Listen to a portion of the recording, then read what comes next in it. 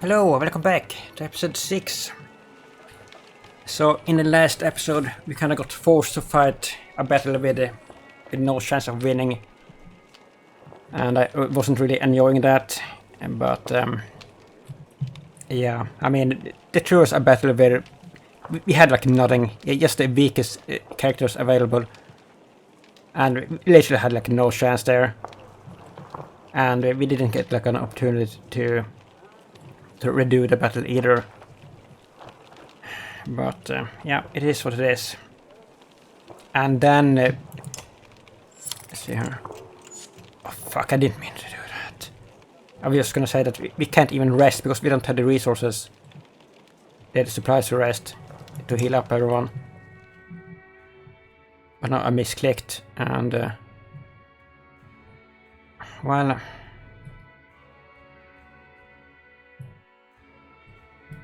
yeah, at this point I almost want to rest one more day to get Hogan and Morgan back up to full strength here. But we have no supplies. This is awful. Yeah, we're just gonna have to leave and hope for the best.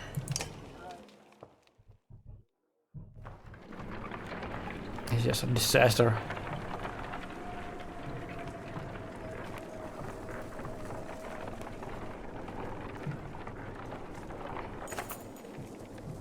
While walking, the words of a mother's song reach you, is soothing, nuanced, and about your current journey. When she finishes, a man begins a tale of his own in verse. The woman quickly responds with another poem.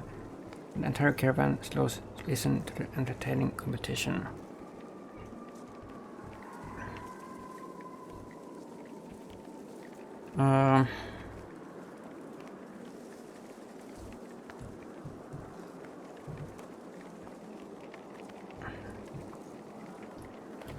You don't need a verse of your own.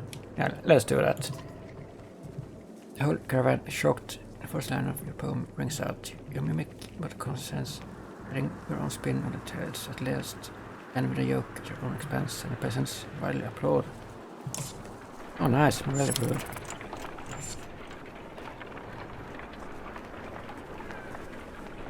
All days of supplies, then there's starvation. Gunnar, the quirky old man with the leather headband, says, "If there's one thing I know better than women and me, it's, well, he smiles, well, nothing. But now, when the group could use some help, just know that would Gunnar make everything better, no questions now. We'd appreciate your help better than not have any surprises."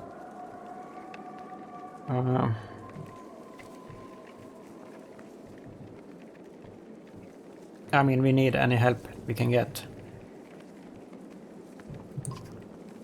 That evening, Gunnar clears his throat and loudly recites a tale of travelers, ending with war and death behind them, seeking hope instead. They carried on with courage, using hold and head. A strange poem, but the caravan is happy for a change of pace. Gunnar bows and turns to assist the cooks. The evening's meal is larger than ever, yet the supply wagons seem more full than before. What? Look to thank Gunnar, but he's gone. Wow! That was lucky. Are we still in trouble here? It appears that large figures following from the direction of Einatolt. Olof watches intently before finally saying, "They have a court, I can hear it." Slow to get a better view, spy a small caravan wall, eventually they catch up. Friends? Ruben? Greetings, Eivor. It's been quite a while since we talked, hasn't it? I know you, Ruben. Never imagined you to be one to defy the king. What made you leave? Someone had to. What do you mean? Olof is heading this way. Ready? How is that possible? A group of all from Wormtoe showed up around the back of Einatolt. A long way. Olof and his army chased them across the summer path, he said.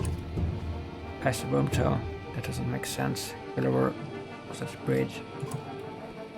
He must have doubled back after that serpent appeared. While he fought on the bridge, led half his forces around to approach Anatoft from behind. The attack on the bridge was a feint. Don't let anyone tell you the dredge aren't clever. Anatoft will fall within a day. In other words, if we had destroyed the bridge, that wouldn't have mattered. So we did all of that for nothing. Maybe not, he's following you. I thought one of you might know why. We exchange nervous glances, but nobody speaks up. Must be me then. Is there something I don't know? There's quite a grudge he's holding if he's coming for you, Ivor. It doesn't matter. Our only chance is to get to Seagerholm. You know we'll know what to do. We'll join you. We come bearing supplies and warriors who will be happy to kill a dredge too, I believe. Oh, nice. Nice, nice, nice. 11 days. Very, very nice. Alright, decline.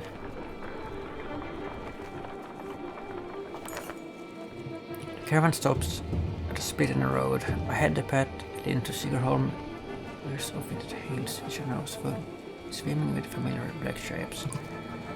Dredge that way too, grimaces Eyvind. The summer path leads straight to Seagerholm, but taking the main road will add several days. Every way by now replies Eyvind as let's go around past Haugstorp.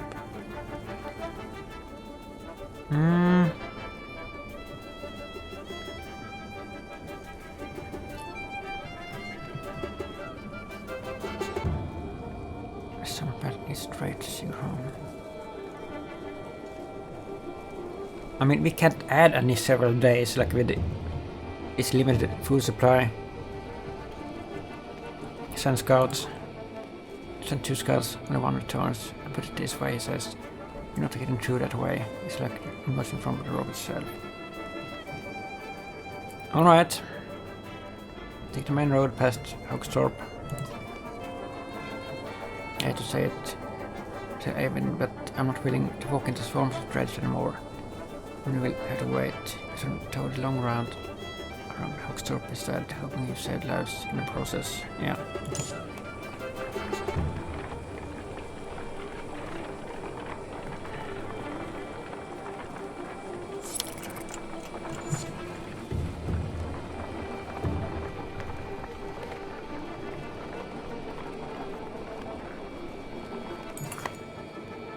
First, that young girl beyond your caravan, after being found nearly frozen, suddenly stands still, refusing to move. She wants off to the side of the trail and stares, her eyes full of fear. This again remarks one of the clansmen nearby.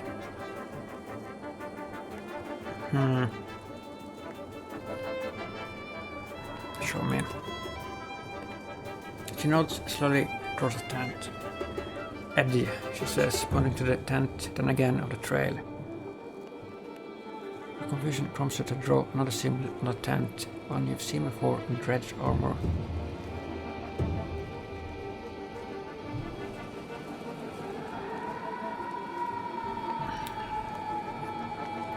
The leader full pouch ambush would suspect might be a dredge.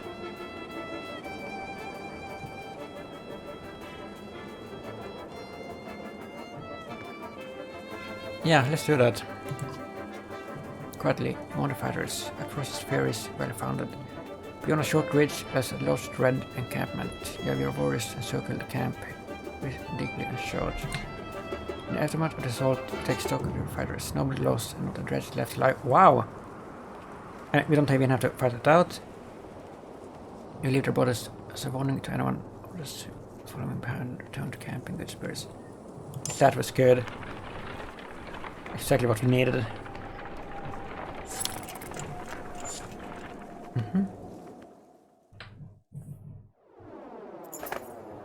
You enter a village of miners who want to know what's been happening recently between the rumblings of the quake and sightings of dredge in the distance.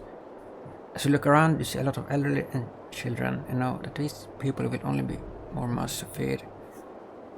Encourage them to join you, let them make their own decision, don't expand the caravan further. Let them decide. You welcome anyone who wishes to join the caravan. Many do, but others choose to stay in their homes and see things through. Wish them luck. 68 clansmen. Alright, so... market. Let's see what they have. Market trade.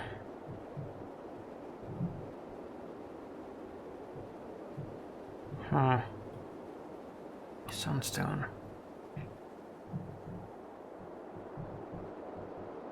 It never deflected.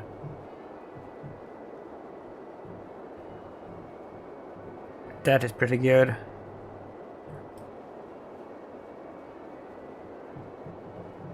One own turn. Oh, this is really good. But then again, we really should spend like every renown that we have on the supply. Let's see.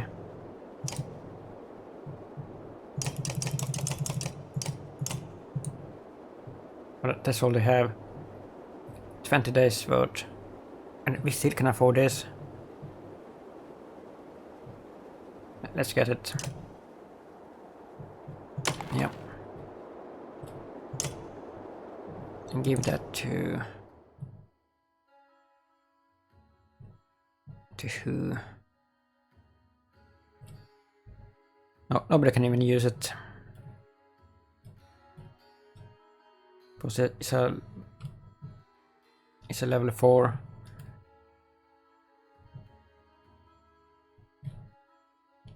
What? We still have renown?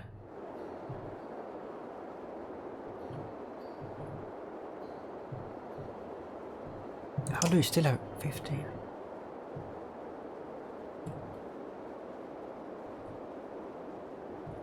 What? Did I miscount that?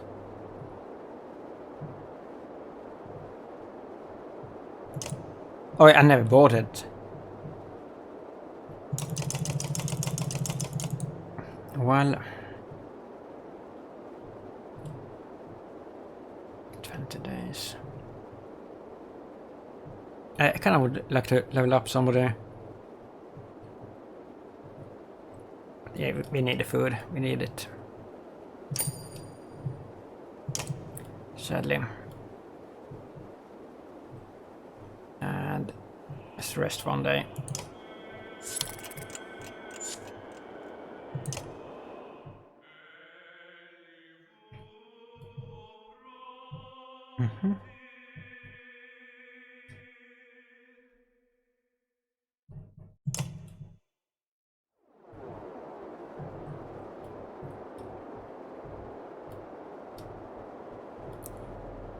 And that's it, I suppose.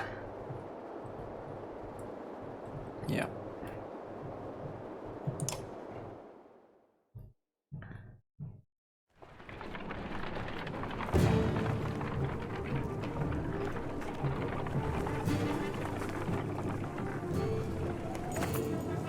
Look at that, shows one clansman. The caravan stops to watch Reds pulling into the village we just passed through. Hope anyone who stayed behind got out alive, since we let heavy doubts. The coming Saga, pointing out a line of Reds leaving the village and marching towards you. As you watch the Reds in front falls over, then the one behind it falls as well. You hear it run to your left. Indeed, the archer, student of Olof, you recall deftly shooting a snow rabbit is firing arrows down the hill and all the Reds topples. That's incredible, says Olof. Squinting, but we should get out of here. What's right? Let's go. Return to the village looking for survivors. Hold on, let it do a few more. Yeah. Next shot, the bounce of the Dredge armor. But the one after that doesn't. Then the Colossus falls a knee. Or the Dredge goes down before it moving again. Nice. Why don't you come along the next time you want to try out that bow? Tell Nid, who knows, with a smile on her face. So she'll fight with us now? That's cool. Maybe we hadn't... If that is true, like, maybe we hadn't gotten that character any other way. Ahead you find what appears to be a good number of peasants surrounded by brigands.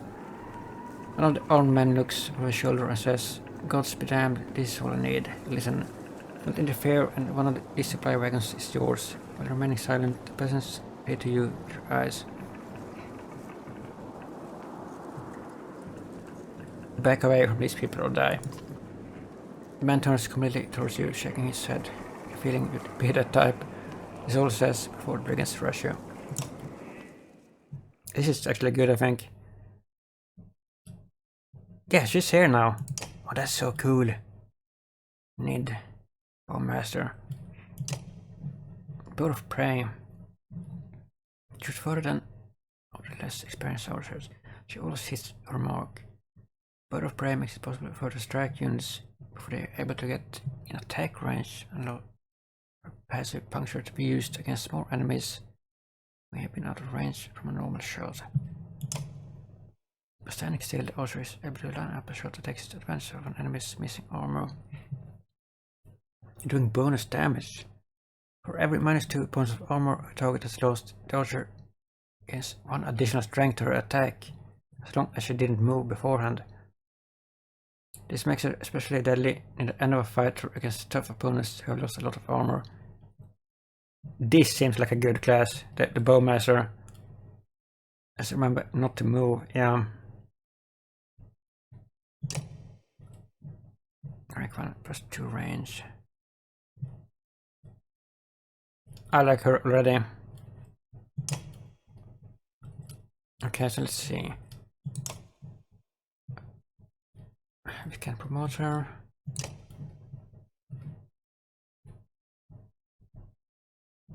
Alette is pretty good, actually.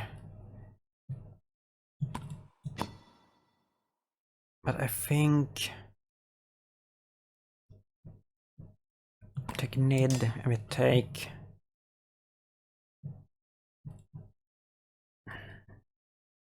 Maybe we should try to take Ekel and see if it's any good.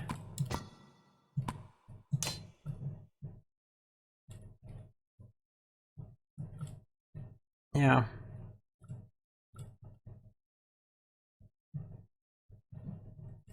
Right.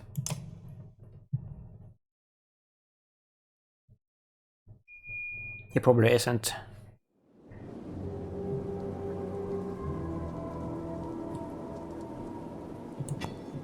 Not sure. Backpatter. Treasure veteran.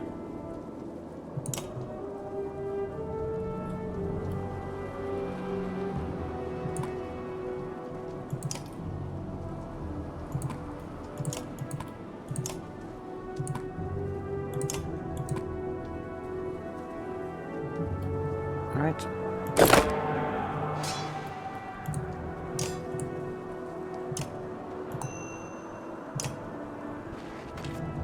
Bye-bye.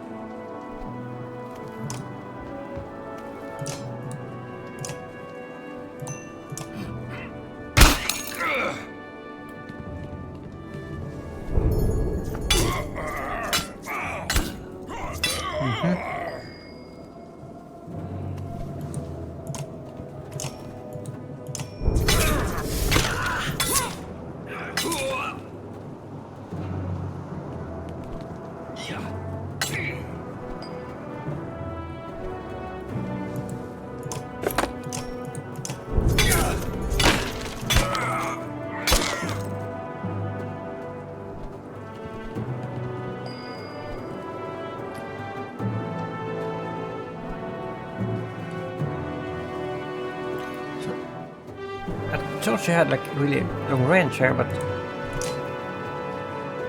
she doesn't really.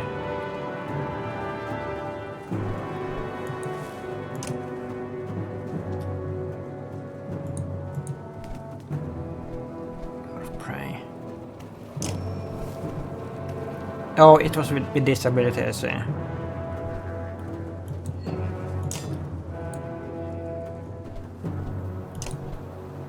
By only one. What?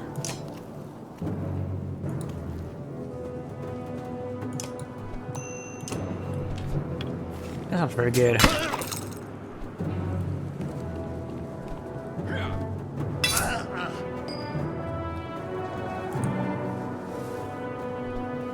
Got this much strength damage, knock back damage to units adjacent to it.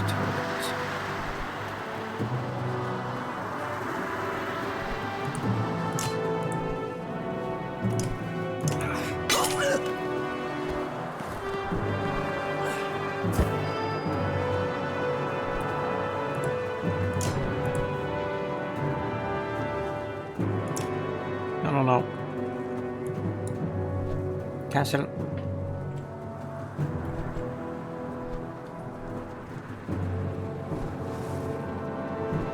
Let's see.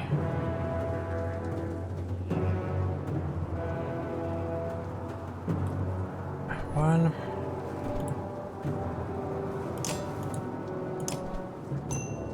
Eight.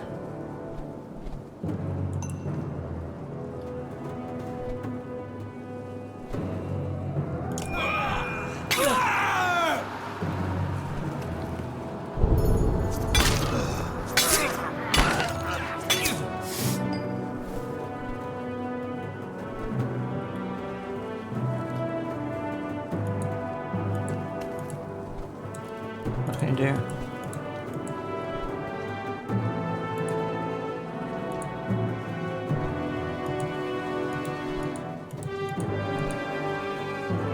Oh, it's the giant.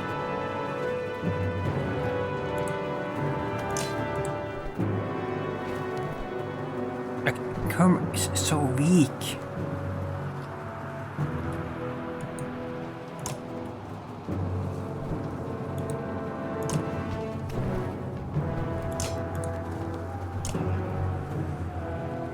Like, seriously, you can't even kill this one.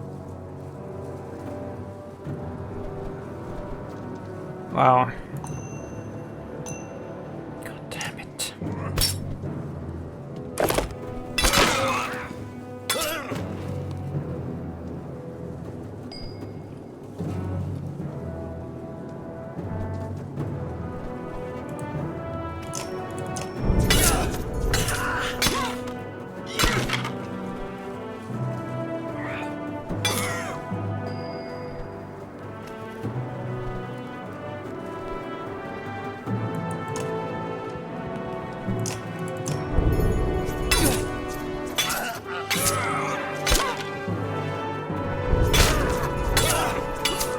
And this shouldn't have happened.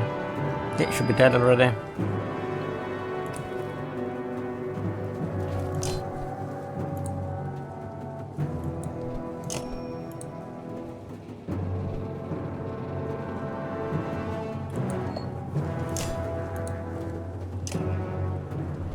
So, how much damage will she actually do now? I wonder. It has to be more than one.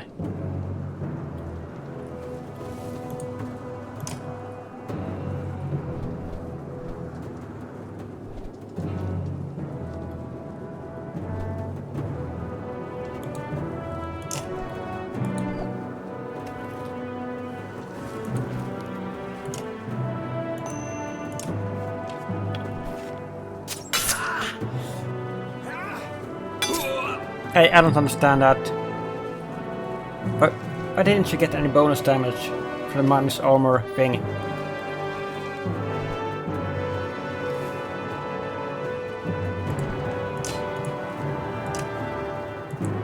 And look at this. I can't fucking do anything.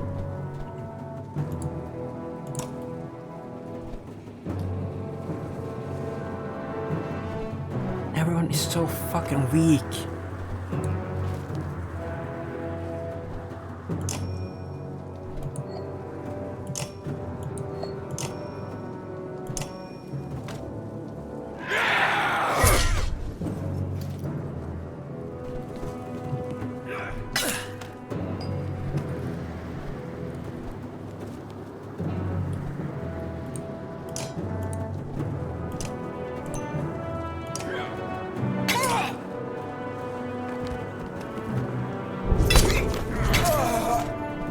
Of course.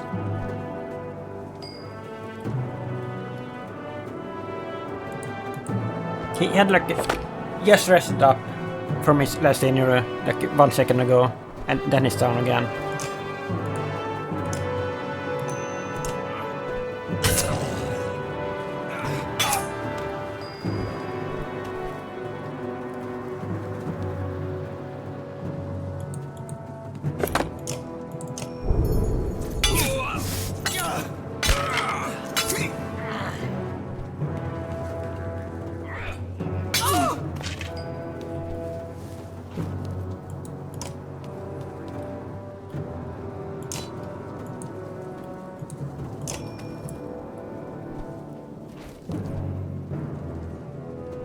One damage.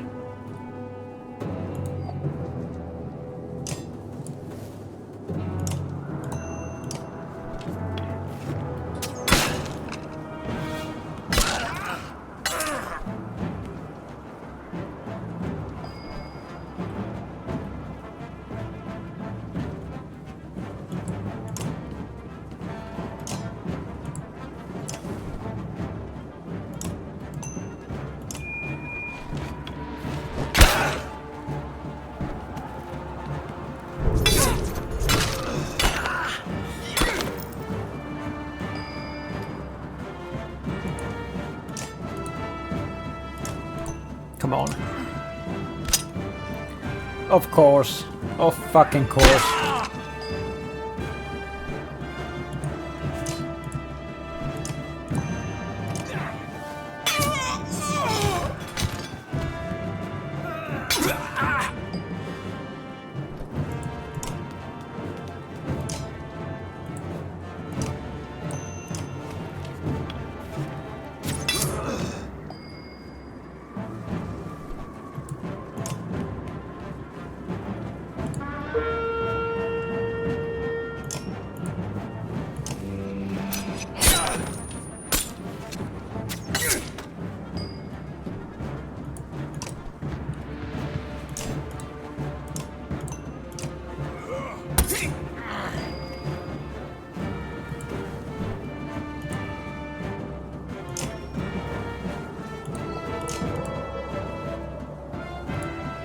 Come on.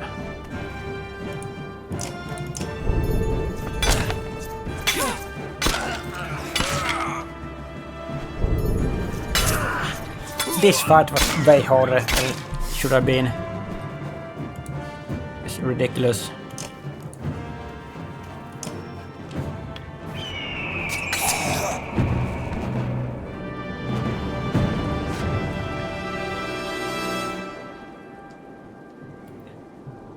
Oh, this was worth it.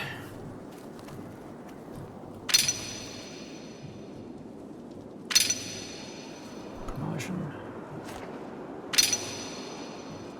Yeah, and injuries, of course. Yeah.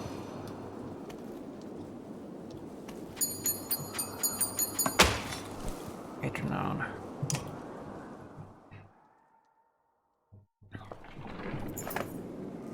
The brigands either fallen or fled. The peasants they left behind. Thank you for profusely. It is true what is said. One tells you. He took the food and left. May the gods have mercy on me and let them die. Hesitantly, young caravan. Okay.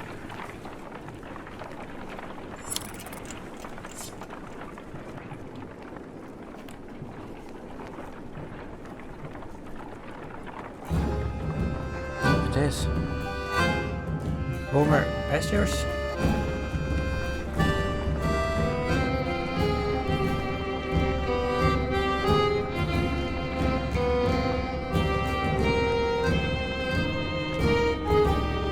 Cool.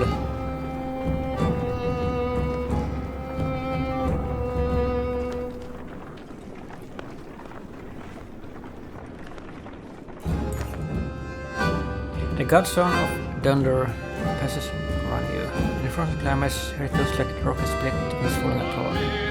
Held together only by the deep snow. Curiously, when standing between the stones, the wind drops off the pavement. Picking up again once you pass through. I almost wonder if we should rest here for the night, says Ivor, who seems to have noticed the same thing. With all snow around it, dreads might even be able to find us.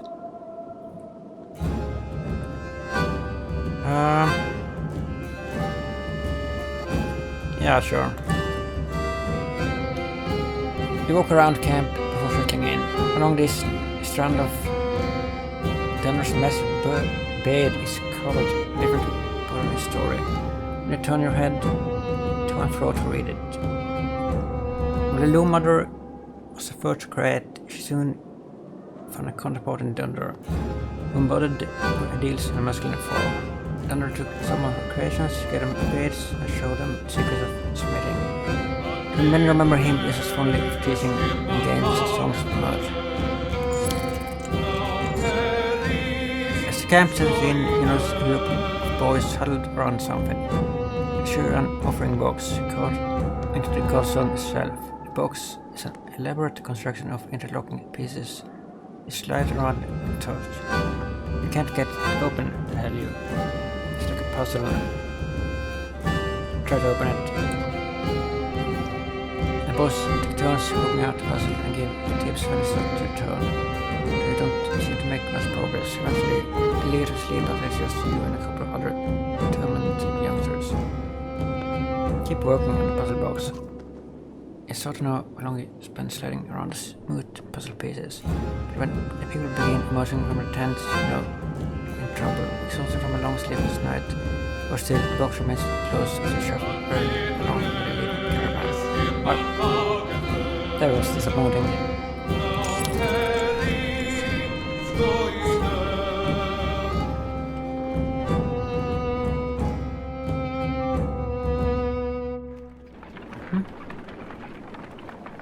What is this?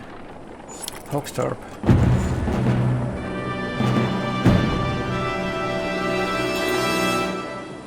A well-tended farm with plenty of livestock draws the caravan's attention. Upon arrival, the farmer and his workers stand defensively within plain sight. Crude weapons at the ready, the crossed arms make their thoughts clear without a word. Offer some kind of trade for the livestock. Intimidate the farmer into giving the livestock. Come with us, he's not safe here. I mean, what kind of trade could we do? I don't know.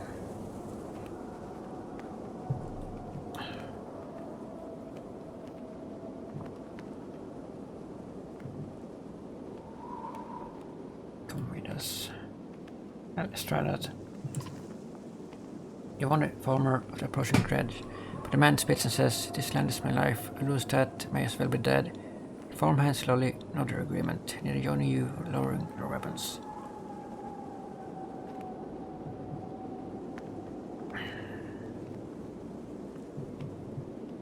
I mean,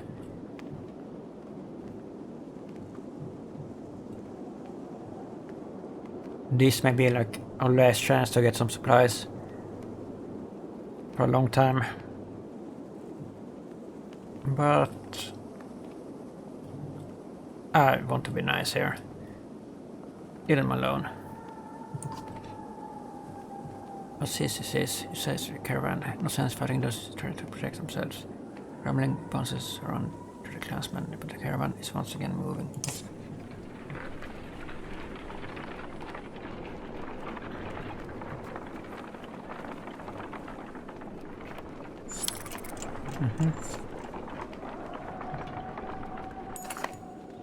In the distance, Hogstorp smolders like an old campfire. Even from here you can see black figures shimmering through it. It looks like a dead town, remarks Ivor. Confirming your impressions, there's usually survivors. What life reminds you? Check it out, just in case. I hope others will do the same for me. Dreads are nothing we haven't faced before. Ivor grunts, but otherwise says nothing. Besides, it's my true belover of the centipede. We hit a day's march out toward Hogstorp.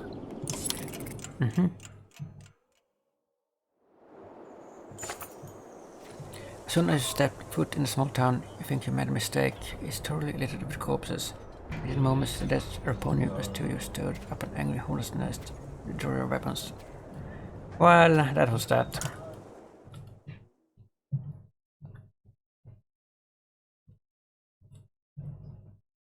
What are we gonna take here?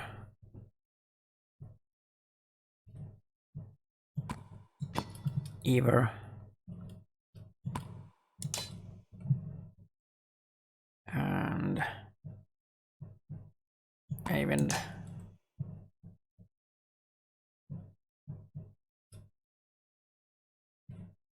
Yep. And we can give this to Ever. Yep.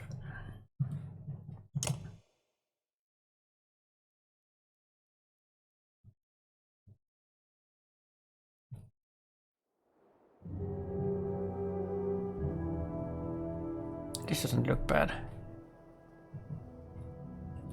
There's a few of them.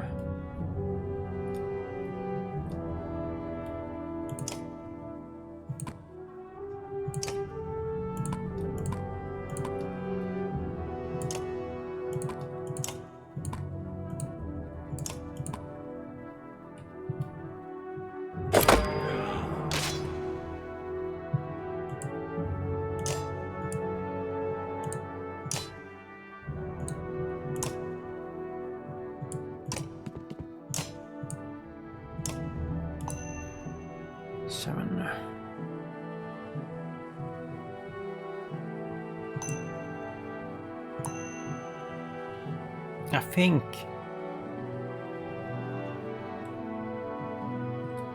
the bender can do at least 1 damage, right?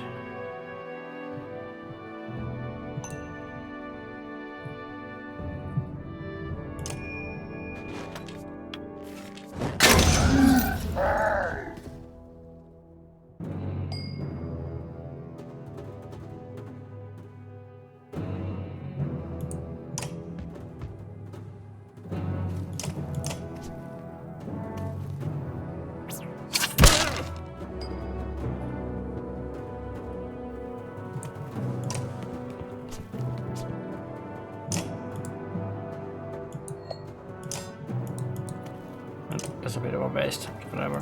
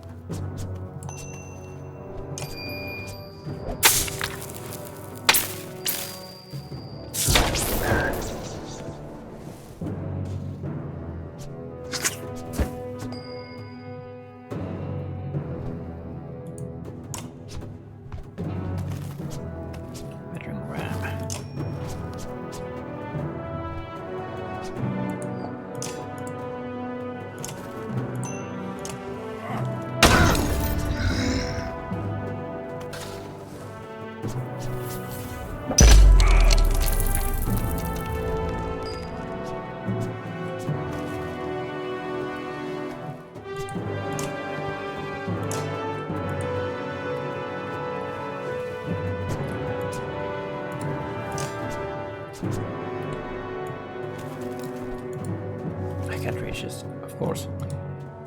Oh my god.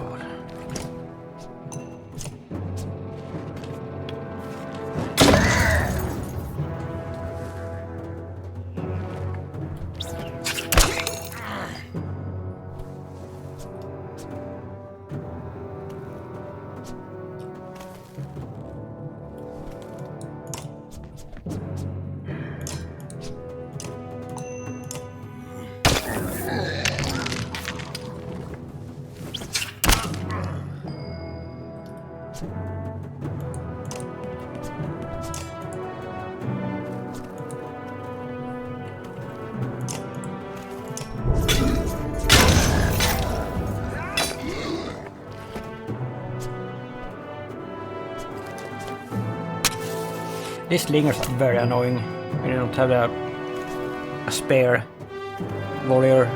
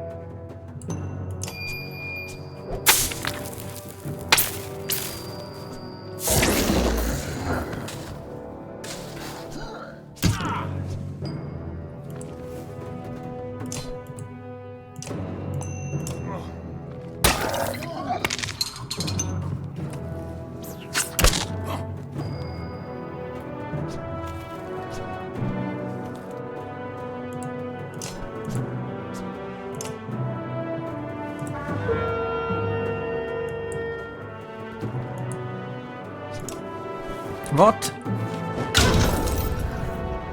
Why couldn't I use this door there? God damn it, that is so annoying. That is so fucking annoying.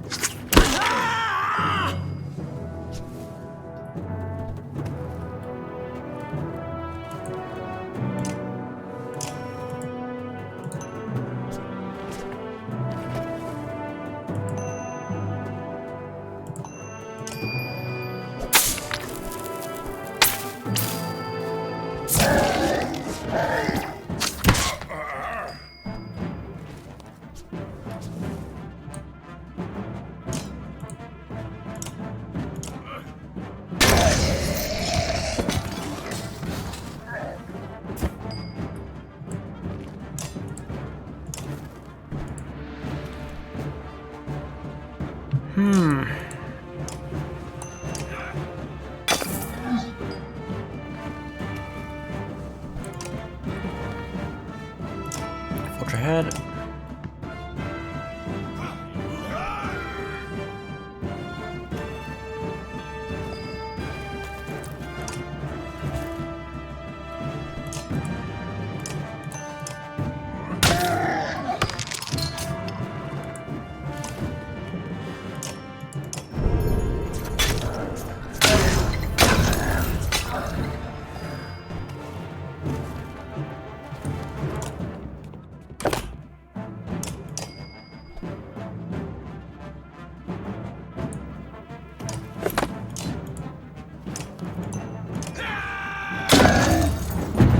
Yeah.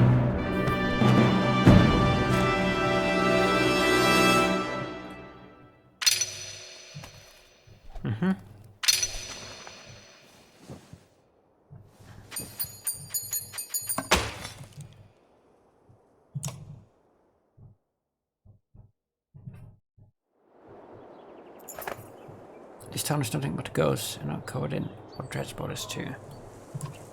Remarkably, as you're about to leave, you find an old man sitting quietly in a tattered market stall with a couple items in front of him.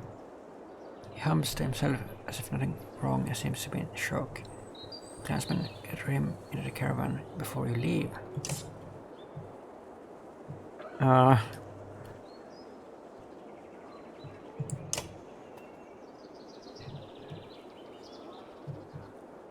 Let's see.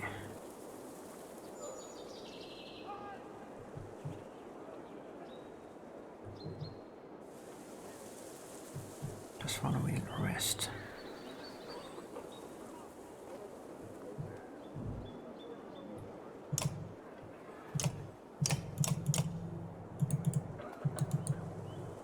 Look at that.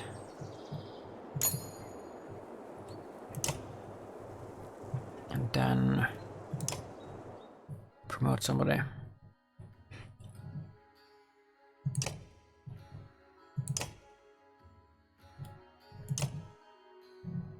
Yep.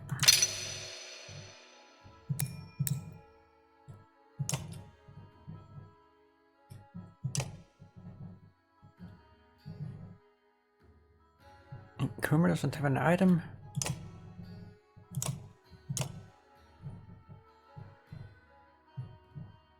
What is going on?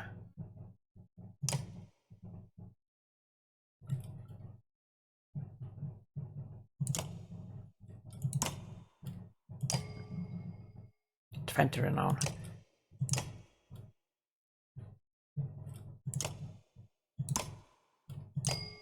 15.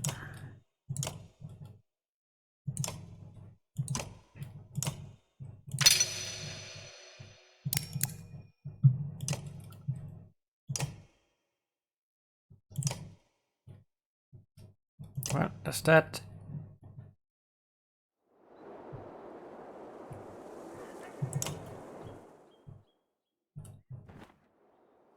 Nid, I don't know if you've ever spoken. I'm Nid, your rook, I know. You've actually been traveling together for a long time. Isn't it strange how we can be so close to people and not know them? Every day I pass people I swear I've never seen before. I want to thank you for letting me join you.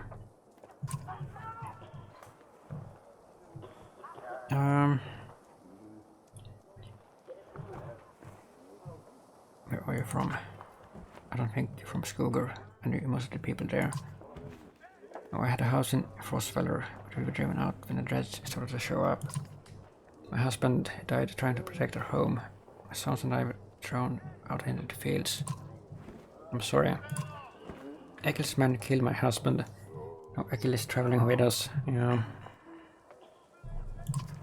For a long time I was angry. Why did he get to live? Why did you decide for the rest of us? I looked away momentarily, not sure what to say. But I will let it go. I have 3 sons and I don't want them to grow up with hatred in their hearts. So I want to thank you. You've always been such a good shot. Honestly, I never even tried it before Olof made me. I spent my whole life making clothes, cleaning. Olof's good, but I don't think it was all her doing. If it's right, I just look where I want it to go. Anyway, I feel better. The caravan, the people are worrying all day and making problems. Sometimes they really stew in their misery. I'm glad I can do something helpful. Don't think anything of it. I'll have our own problems to deal with. Let me know if you need me to put an arrow into something. She returns to her tent, where her boys are waiting for her. Should we rest up, I wonder?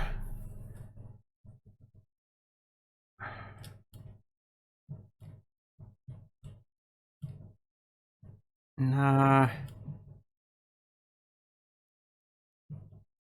I mean, maybe just one day for Krummer's sake. Yeah, one day.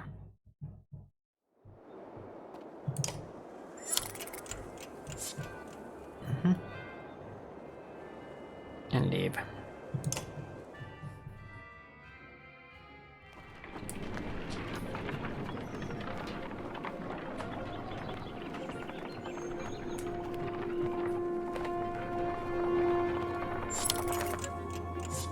Someone's been nicking extra goods from supplies. Concerned woman tells you, got this myself yesterday, no mistake.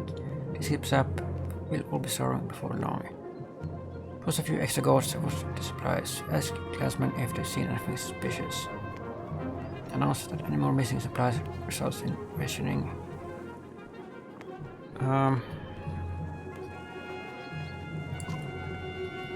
Notice anything unusual around the wagons. You ask several groups in the caravan. To a man, they shake their heads. To ask no questions, you can tell concern is spreading throughout. Oh, fuck. That wasn't good.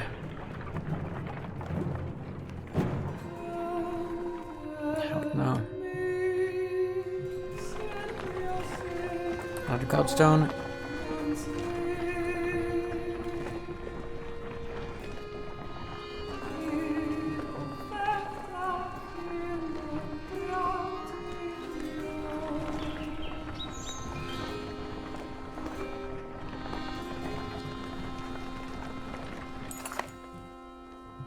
The godstone for Ingrid, goddess of knowledge, looks on as a caravan takes much needed rest.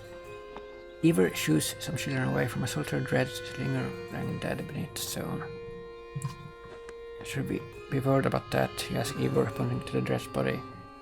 I don't think so, he replies. Still couldn't hurt to have a few guards look around. Hours pass without warning. Inspect the godstone. Ingrid's godstone is covered with ancient ruins which don't make much sense to you. To Eivor tells you some of the menders have deciphered them. It's how the menders learn the language of the gods. Past the lower stone, long series of slabs contain more writing all the way down the hill. The odd thing it tells you is that the writing occasionally changes depending on who's reading it. Usually it describes the history of the gods, but it can be about nearly any topic. Sadly, Ivan doesn't know how to read it himself. You know good, he says. As you're reading the part, you hear screams from near the main god zone. The same voice secures about the dead dreads before shrieking and pointing. For a moment you think it must have been dead, but then you see that they have opened a wrapping that was in a dread's hands. Wait, says Ivor, his arm across her chest. These shouldn't be seen. Get everyone away. A shield sweeps over you. My head pushes past and gasps. Stop, shouts Ivor, but the curious onlookers have already seen it. What? Leave it. On the ground before the dead slinger is a small stony figure. It stands searching for something it can't find. It's a baby. The dread is a woman. You've been killing women. We've been slaughtering women and children this whole time. Leaving them to die. In the war it's only the males who fight. We've been fighting these dreads the whole way. Why are women with children on their backs attacking us? They're not invading, they're running. Everyone stops dead in their tracks. The entire caravan is gathered around, aghast. When I spoke to Yuno, she told me something was coming, she didn't know what. A darkness, something black is covering the world. The dreads are running from it, just as we are running from them. The serpent quake is all the beginning of the end. Either you knew. Why? Why didn't you say something?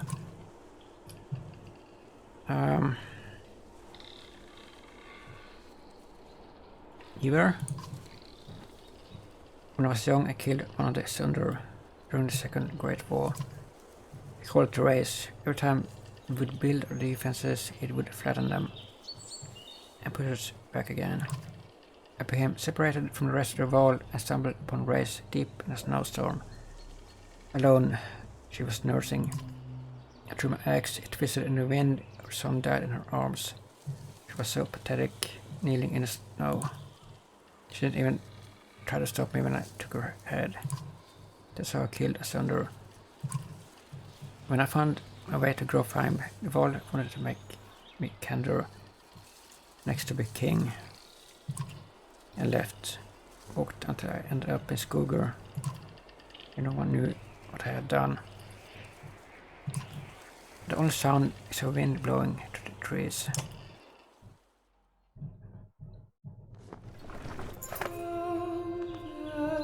For a long time, nobody says a thing until a child breaks the silence. What do we do with the baby? She asks. A lump forms in the throat, looking at the small obsidian creature squirming before you.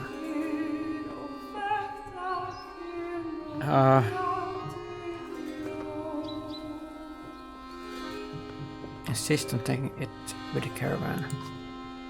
You argue strongly for showing mercy and humanity. Some of the women in the caravan hesitantly agree to take in a dread's infant, while others are furious about bringing it along. Not long afterward, one of the women comes to you. His swelling was being held by this, she says, giving you a hairpin that looks distinctly undreads-like. An inscription on the silver almost slips you notice. Persevere. I'm the goddess herself if you ask me, the woman tells you.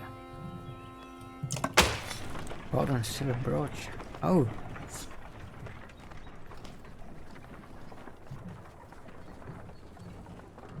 That was cool.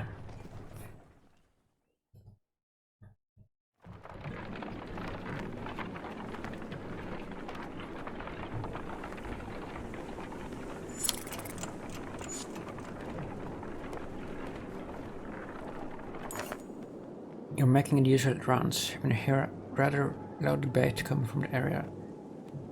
The wall have gathered. Ivor yawns you as you approach. Ubin, you'd rather be known for falling asleep and dying in the corner of a meat house than battling asunder. No, I'd rather be known for not dying. Don't even know what you're worried about. I did this 100 times in the Great Wars. Take some warriors, plow headfirst into the dredge, they follow you into the hills, get lost, and they're not following you. When you did this 100 times, you did have Belor leading them. I've never heard about the time I hit Belor in the head with a throwing axe. Go to Vol, halt their debate when they suddenly notice you watching. Don't stop on my account. Careful, my friend. All the history again. Around here. The warriors we just noted that there's a damn good number of dredge on our asses. Belor pulling up the rear. These one things you can just wander up there and throw them off our tracks. What about some gratitude? Thought you'd be happy to finally be the oldest wall in the land, Ubin. I'm now happy to lose more wall, Krummer. Besides, I'm not convinced you're really older than me. I'll leave it to you. What did I got here?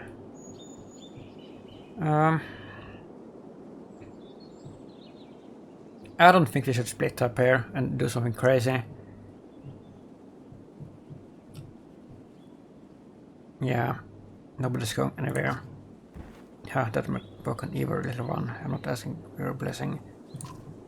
The old days are already halfway to the battlefield by now. Speaking of which, coming Ingvar, you could ask Belor for your arm back. Don't think so, not exactly in the mood right now. Right then, tell Hodderboy said hello. Krummer and a good many Vol warriors head out toward the growing army of Dredge. Is he going to come back? He always has before. I'm not so sure, but he will. But this time feels different. I fear, yeah. We're probably gonna lose him as well. As we lost Olof.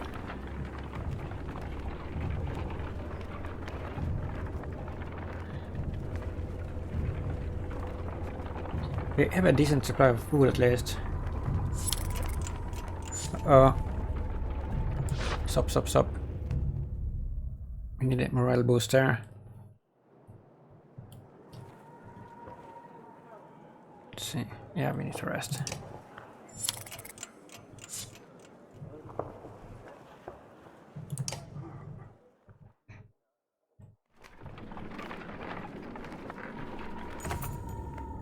Up ahead, a scout shouts. Some giant hole, but it's empty. We approach the structure but recognize none of the markings. The walls seem steady at best. Finally, sleeping beneath a roof over here, several families begin unpacking. Sleep in comfort tonight. Keep everyone back in the room so it's safe. It was abandoned for a reason. Leave it. Look for any clues about why it was abandoned. Whomever left here may have a good reason, you tell the caravan. But after a few tiring hours searching for clues, you have no answers. The frustration of the visit time is apparent on the classmates' faces. Sleep in the old hole. Yeah, sure. Cheers erupt as the people flood into the building. A wall leans against a supporting pillar. It cracks and brings down a portion of the massive roof, crushing a number of clansmen beneath it. Seriously? Sadly, the rubble is too deep to recover the bodies and you leave building behind with regret. God damn it, we're so unlucky.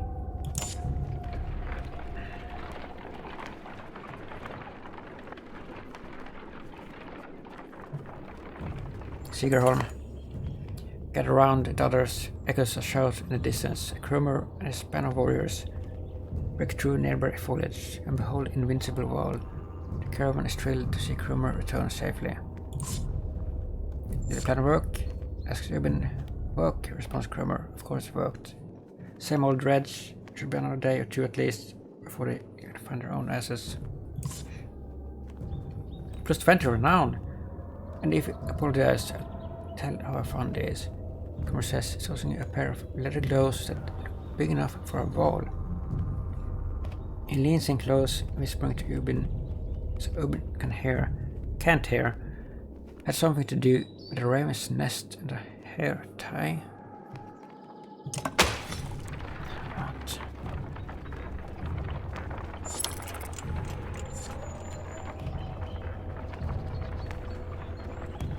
As Sigurholm approaches, we fear the worst. The once calm lake surrounding it now looks like a bowl that has been flipped. Proud home sinking into muddy water. A side effect of the quake. What has the rest of the world become on the other side of those mountains?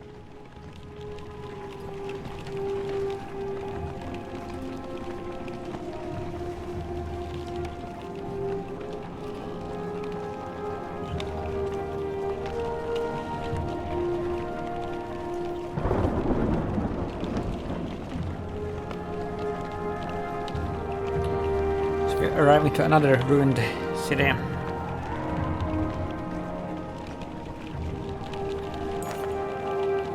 One catastrophe to another, yeah. Says Olof, as put into Sigurholm. The town appears to be sinking into the lake. Townspeople peek from drop windows and makeshift holes further up the hill. Moses, Ivan, looking frantic. Where is she? The rest of the front of the caravan looking out of the water. Juno isn't here. And I get the creeping feeling you're not welcome either. Going upriver looks out of the question. The beach is bare, aside from the occasional skeleton of a ruined fishing boat. We reluctantly set up camp in the singing town.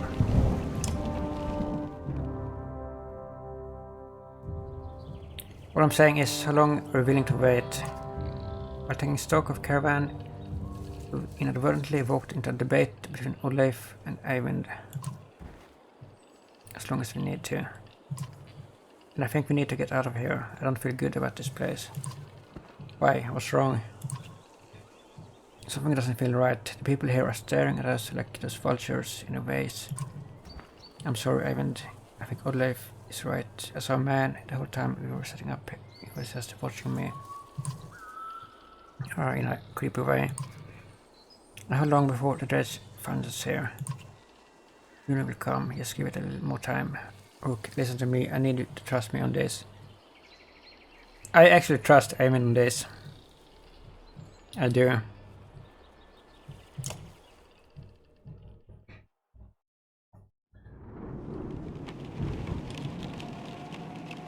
Let's see, market.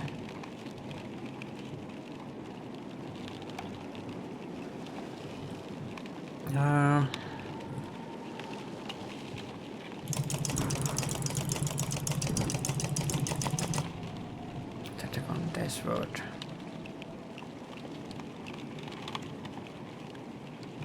Yeah, let's buy as much as we can.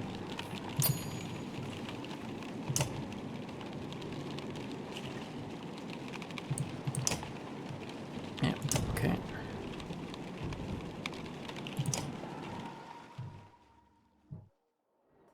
You're really worried about her, aren't you? What? Oh, you know? The word doesn't begin to describe it. If she doesn't find us here or something has happened to her, I'm sure what we saw was real. It could have been a dream or, I don't know. We're pretty exhausted. I don't know, to be honest. I'm not sure anymore. Everything is a blur. Don't tell others I said that. I had hoped it wasn't just a dream. You think about what you want to say.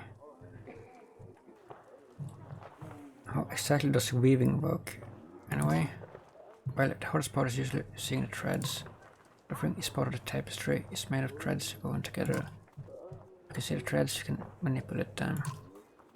I don't know how to explain it really. It's like trying to play a harp with the invisible strings. Look at my staff, for example. Some menders carve intricate patterns in the wood to help them remember the shapes of, like I said, how to explain.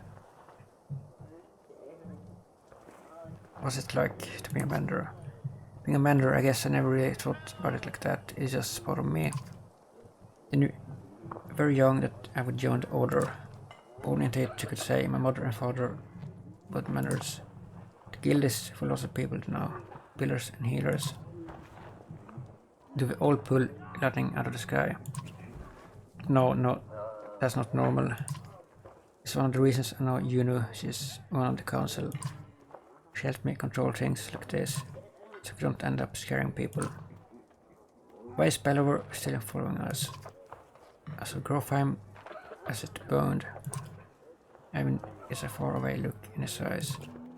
His thunder blue through it like a tempest. The wall fell into thousands. Most of the Sunder left the city and headed south. Who knows they are now? They might be destroying every town they come to, or heading toward Arborang. Belver stayed in Grofheim, just for the sport of it, I think. As we fled to Einatoft, I thought he must want to wipe the wall of the map completely.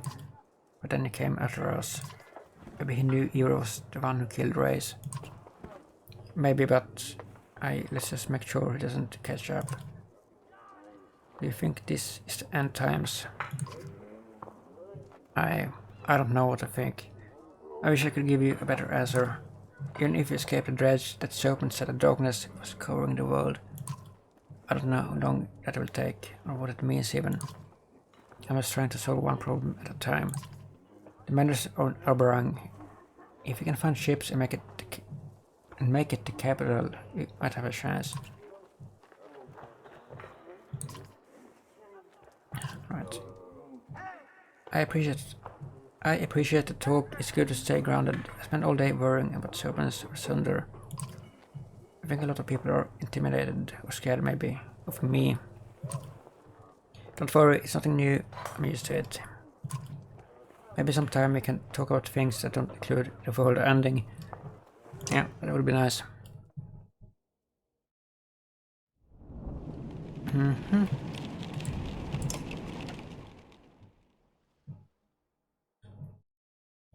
So everyone is rested now, it seems. And like, maybe I should have spent some of the renown on promotions here.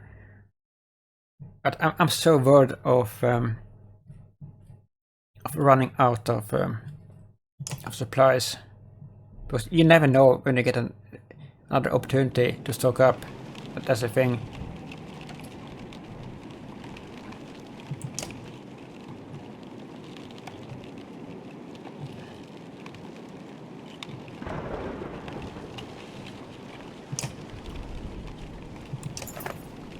Look, wait please, Evan begs.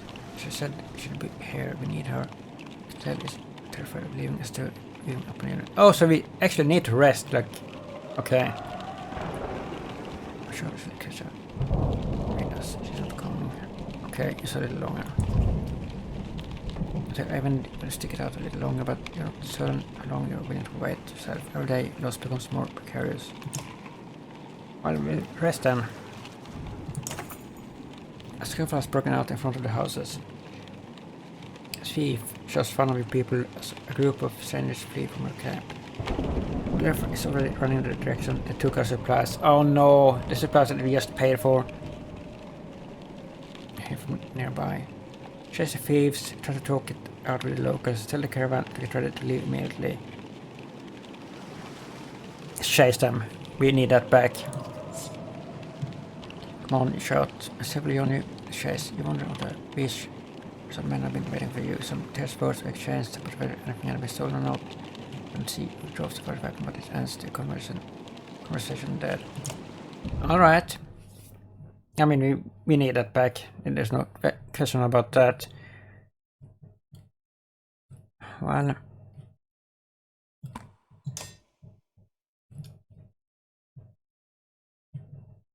Alright.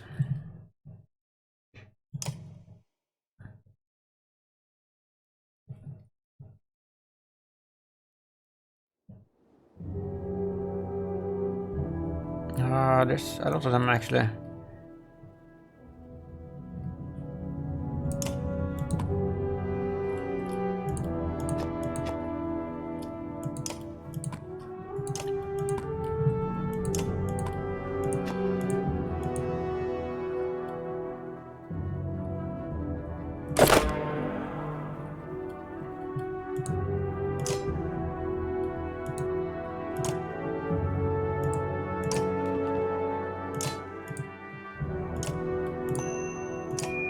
Nice night.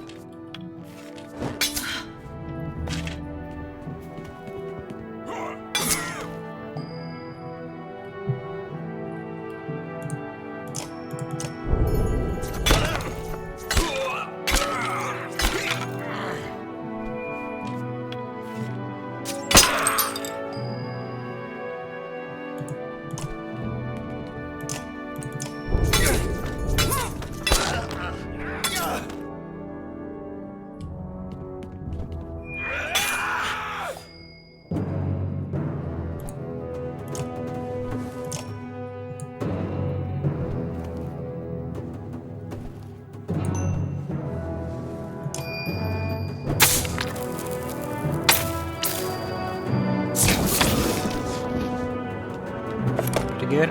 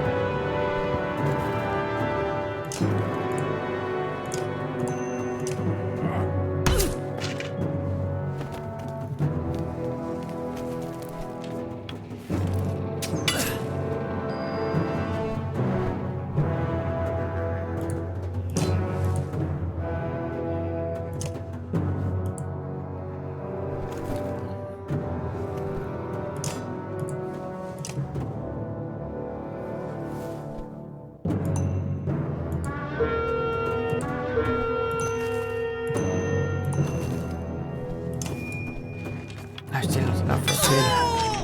Damn it.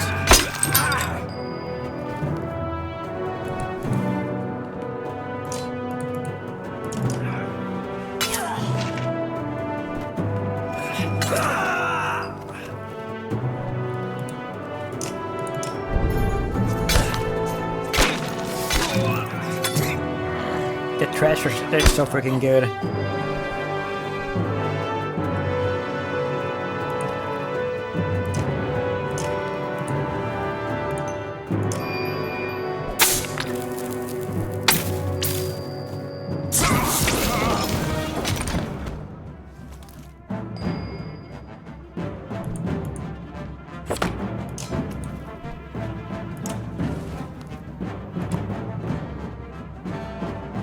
Oh.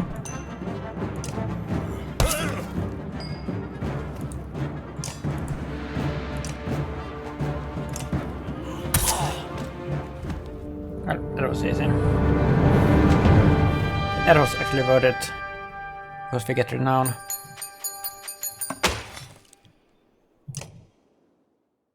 Like, it feels like most of the time it is more valuable to fight because you get renown from the fights than not to. The thieves scatter pretty quickly when you start laying into them. When you return to the caravan, you discover why even more supplies have gone missing since you rushed out to fight. Like, seriously? Seriously?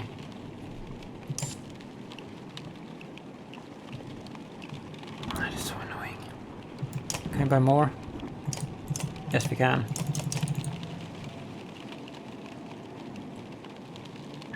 Should be.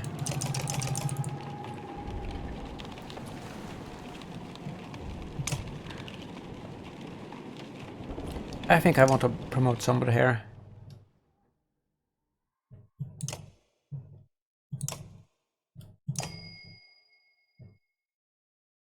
God damn it. Like, seriously?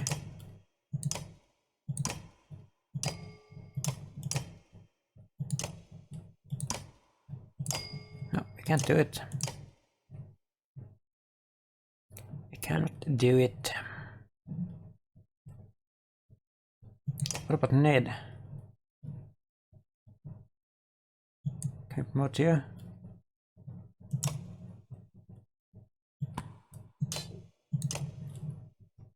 Why can't we promote you?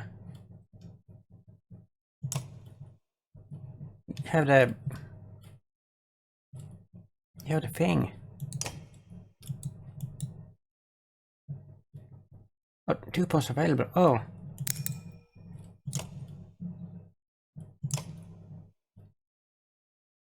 Huh.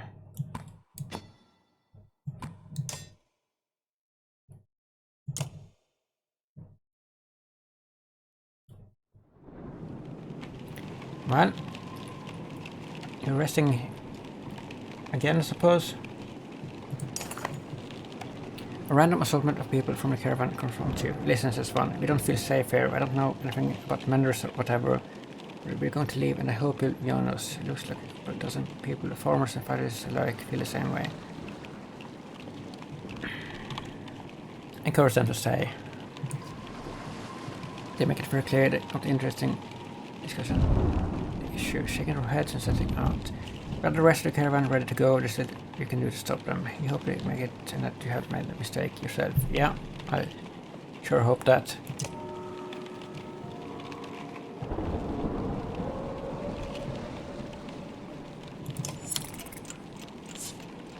Well approved.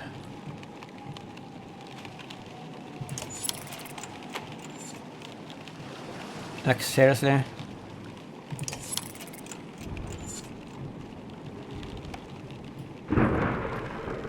We can't wait forever here.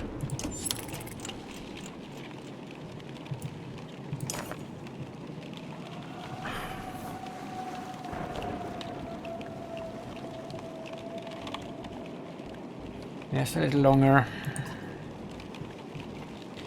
Tell even take it out a little longer, but you're not certain how long you're willing to wait. I mean, this is not good. We've wasted so many days here.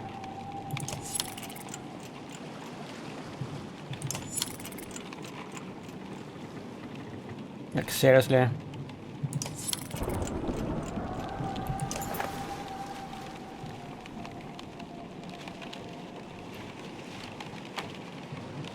She's not coming. The problem is to see where the whole place is flooded. We could try to walk them at the ports, but it will be slow going. We could try to float the caravan over the lake. We might tip or get stuck. Or we could just go around the whole thing. No, they have no way to tank. Oh my god, what a disaster. Coke the wagons and float across. Spend some time rigging the vehicles. Float on the water or sitting there with tree sap, whatever else you have on hand. The rest of the caravan finds anything they can float on the small boats and make sure you have some swim. A deep breath set off from the bank.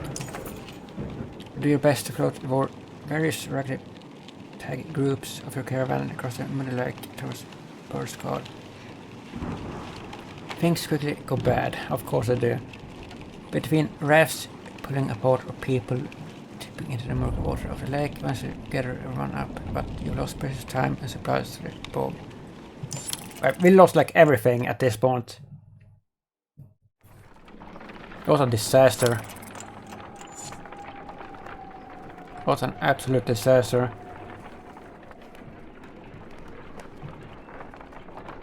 We lost so many days there. I can't believe that.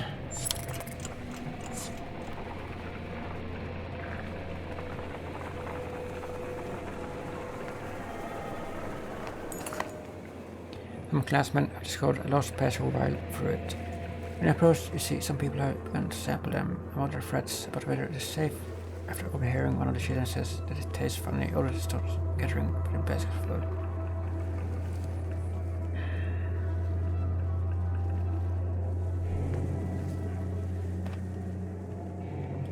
Taking parts itself. Still watch as it tastes the fruit. Pause after swallowing and feign choking. Let rush to your side in a panic, but your laughter suits everyone's concern. Soon everyone is a little tipsy from fermented fruit. The spirits are high. Okay.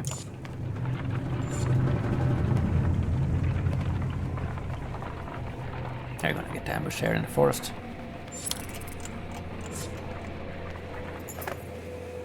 They're about to head out to sleep at night. Olof pulls aside. I have a couple of concerns. I wanted to speak to you about this as private, if on a quiet place to talk. Also never mind. How well do you know the people traveling with us? How many strangers are in caravan now? Well, you are a stranger, my friend. Don't worry about your besides. We have picked up quite a few.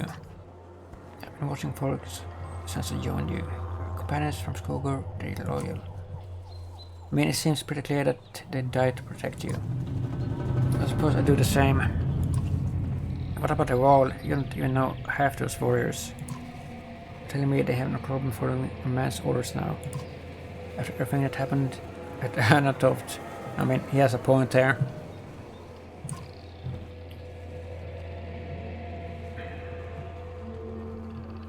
I trust either. fearless, I'll give you that, but look at him, he's run ragged. Can't be there all the time. What happens the first time the Vol don't want to do what you tell them? If Cromer get a word, I guarantee at least half would follow. Let's be honest, they could take this caravan by force at any time, if they wanted to. They probably could. What do you suggest? I suggest growing some balls instead of hoping it all works out, Rook. You're not the biggest problem too. There's a mentor with us, a mentor who puts lightning out of the sky and tells us what to do and where to go. Myself, I think we lucked out when his mentor didn't show up in Segerholm. I mean, just an apprentice. What in the depths is his master capable of? Think about it, Rook. If you really know about Eyvind. How they were found practically dead in the middle of nowhere. The dreads is sort of showing up. Then an enormous serpent shows up at Anatoft. After tearing the vault in half, takes one look at Eyvind and Balls. Suddenly need our help instead of the Mandor Council.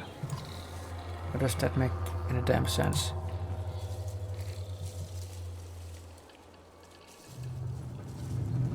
Eyvind could have taken control long before now. He might be distorting what happened. Or Eyvind might be. I'm grateful for what you've done to get us this far, Rook. But it's always been about trust. I think it's time to part ways, so to speak, nothing personal. Suddenly, I gasp for air and look down. Olof is holding a knife buried deep in her ribs. What the fuck? Are you kidding me? Are you kidding me? Your vision blurs and blood fills your sight. You gasp again. There's a bow whistle and the camp becomes a blur of motion. Olaf's fighters from Frostfeller leap into action, cutting people down. You piece of shit traitor! I thought it was the other one that was gonna betray us, not Olof. As Olof turns fire on the man, Olof runs her through. Pulls the blade on her back without even breaking his stride. She drops like a sack of floor, Olof straight for Let, who freezes in unbridled terror. Like seriously? He's fucking killing everyone here. Wow. Rush to her feet to the pain. Olof is dead. Are you kidding me? No. Somehow you find strength to cleave the nearest traitor in two, but you can't find breath shot. I think your lung might be punctured. Olof clutches Let's wrist, misty commotion. Tosses her bow aside and puts her into the deep woods. Her eyes matures across the campsite. No lips say, so you can't hear the words. But as the man appear between you as Eber steps into view, as fearsome as you've ever seen him. Wow! What is happening? This is such a disaster, like this entire episode. Like everything that can go wrong has gone wrong in this episode. Wow.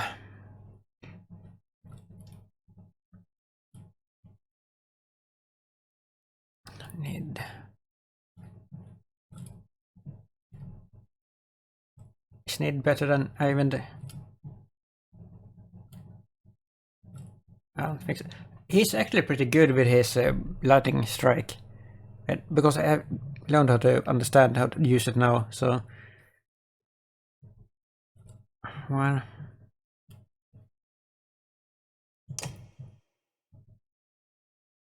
That we're gonna kill Olof, that's for sure. Like, no matter what happens, we're gonna kill him. This is him, right?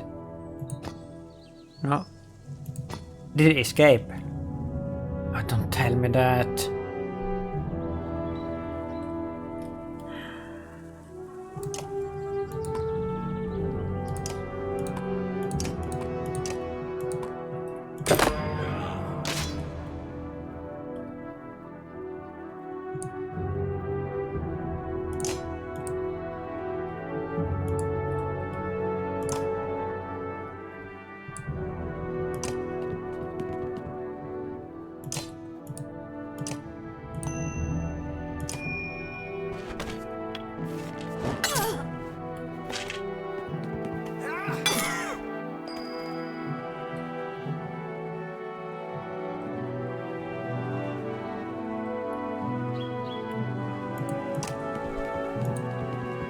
Raider Shieldsman.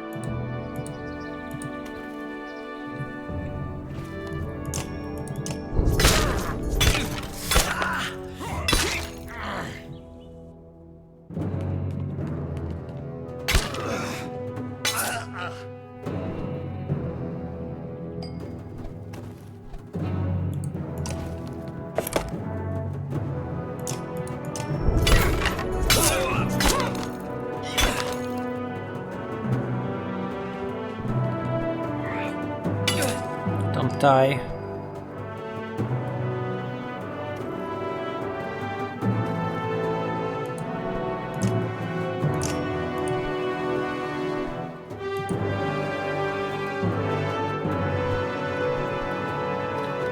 I can't do that.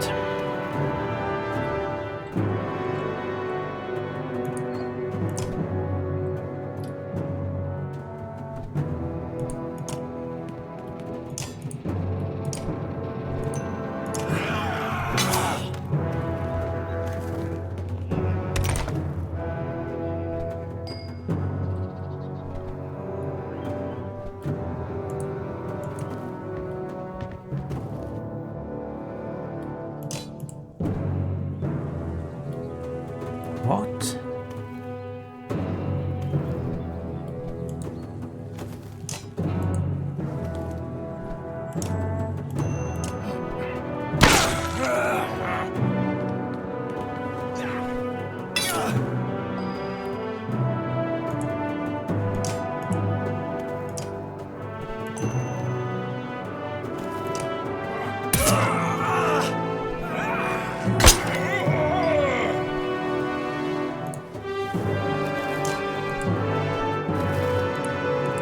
No. Let's see here. Let's do this.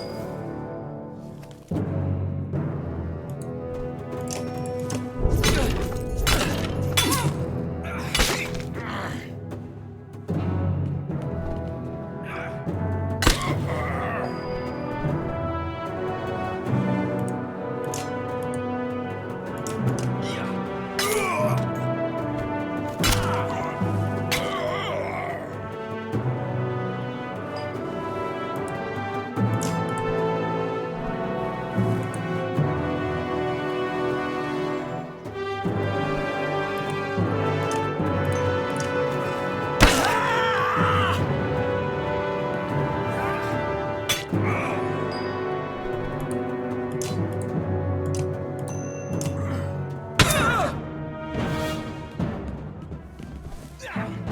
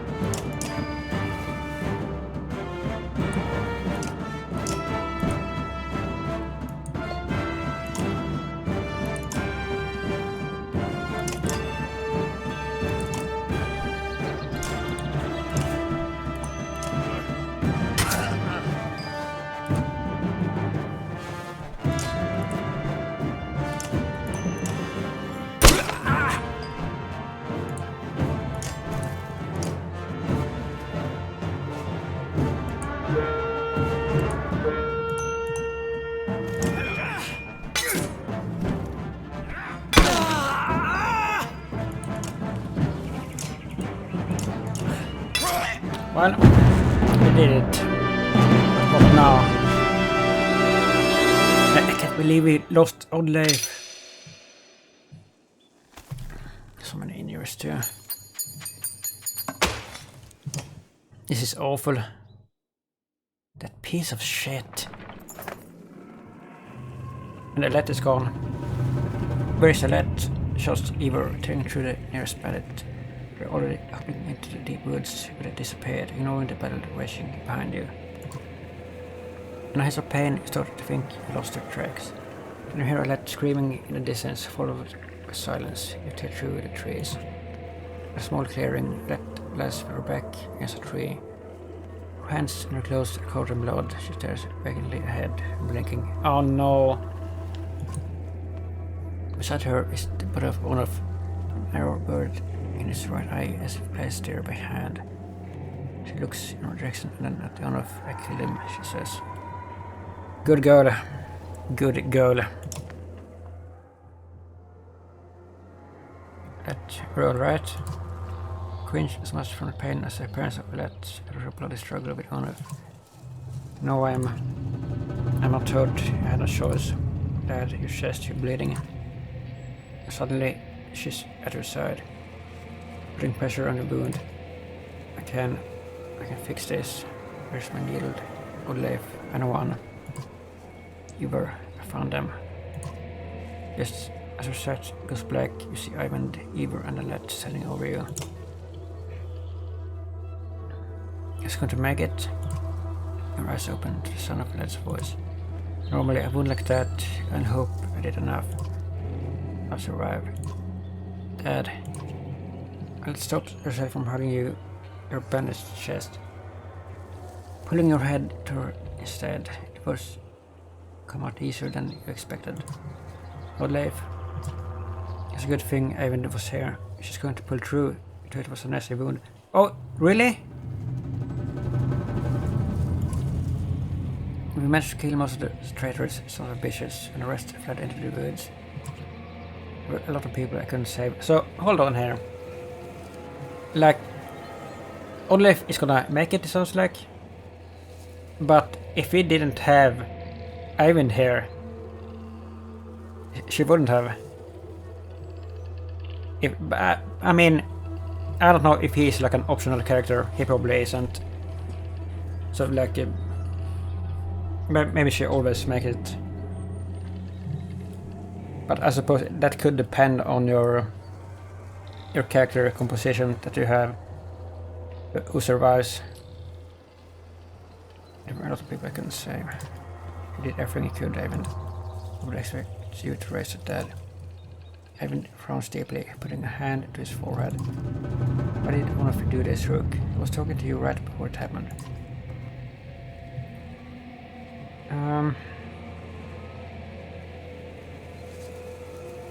I mean, I don't really know why. He might have been planning it all along. But it was probably... He didn't believe in my leadership. At a bastard all this time, if you had no idea. Ekkel killed a good half-dozen of honest men by himself. He told me Olof was running Frostfeller the whole time. What?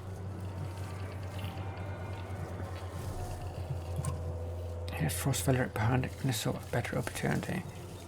Yes, that relationship is over. Ekkel was always just a boring dog you put in the yard to find out who your enemies are. There was no accident when I went after those of us from Skoger. He must have thought with us gone, take the banner and the rest would fall in line. Or at worst, they'd take all the supplies for themselves and leave the rest as dredge bait. You have to be more careful. We can't just let anyone join the caravan anymore.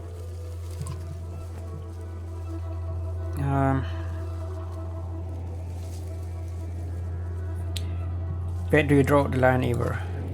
I don't know, Rook. I really don't. None of this changes the fact that Bellover is out there somewhere, following us.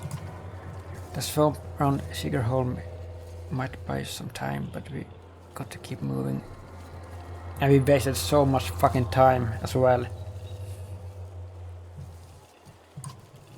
I put the eggs all over, but he was right. The road calls. The caravan is already starting to pack up camp.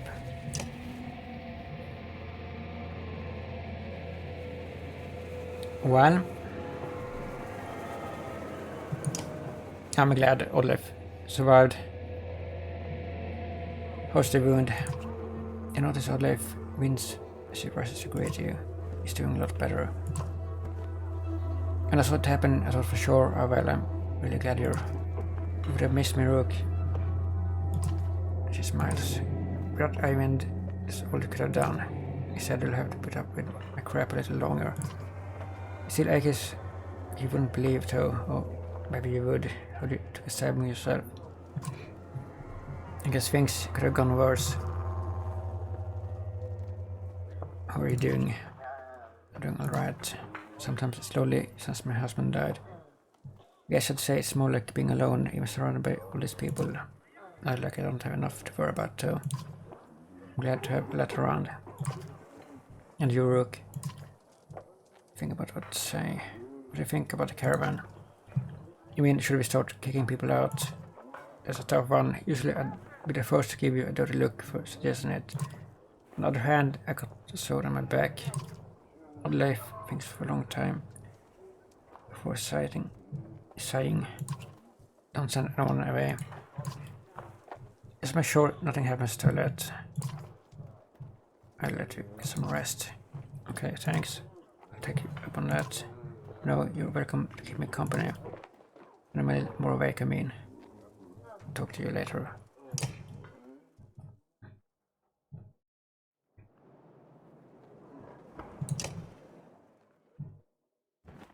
And like, I definitely thought it was gonna be Ekkel who was gonna be the traitor, but apparently not. And look who it is, still not dead. Or things, Rook. Can I have a guess with you, Ekkel? How you helped drive off the traitors when Olof attacked us? At least me always wondering, what's the deal? I'm not so hard to understand. Why don't you try asking instead of telling? Why didn't you warn us about Olof? Didn't I? How many times did I have to call him a traitor before you got the message? What did you want me to say? Watch out, Olaf's going to murder your whole family. I didn't fill me in on the details. It was always like that. In fact, I wouldn't be surprised if you tried to convince you to off me, but listen, I don't need to know, so keep it to yourself. Yeah, and I remember that we had an opportunity to kill Ekkel. So, if I had done that, this ambush or this, like him turning on us now, like that probably would have turned out even worse if he had killed Ekkel, because he helped us out this time. So, why did you stick with him? I don't know, Rook. Family makes you do weird things. You know what the worst part is? We became kin when he married my sister. She died of a fever one night. She didn't. She was sick. He killed her. I don't know why he did it. Maybe he just felt like it. I was so furious. I was so angry that I wanted him to beg. I could kill him without a second thought, but that wasn't enough. I wanted him to feel sick about it, to puke his guts out. Somehow that turned into overtime. He never cared, and I gave up, and I did what I wanted. Don't know how it happened. But when I attacked you in Frostweller, guess I'll just say it wasn't my idea. I mean, after all of this, I think he's trustworthy. I really do.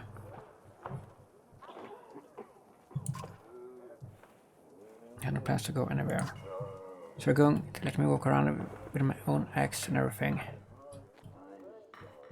Yeah, doesn't mean I'm not forcing you. I can accept that. You're a good man. I need to get going. I need to take a piss. You're not the only busy man around here, you know. You shake your head as Ekkel steps away from the camp. Well, I'm just glad that Olof didn't die. That's the best part of all of this.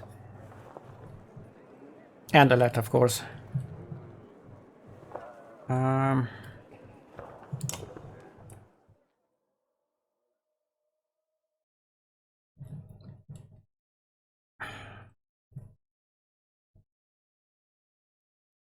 We could promote somebody, I think.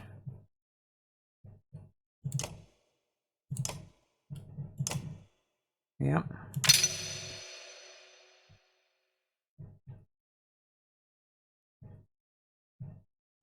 But what should we do?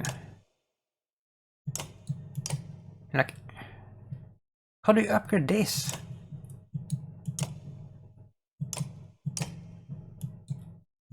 Rank 2.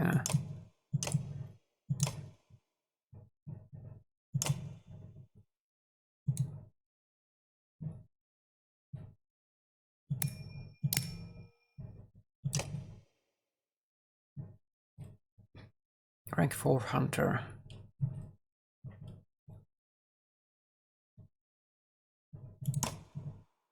Oh, we can promote again. So they do get XP. Like it stacks up several promotions. That was what I was afraid of, that it wasn't gonna do that. But I'm glad that it does. Okay, so we can't do any more there. And yeah, that's it.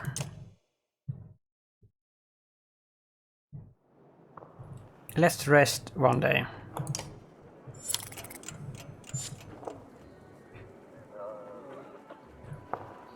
I have 9 days of supplies.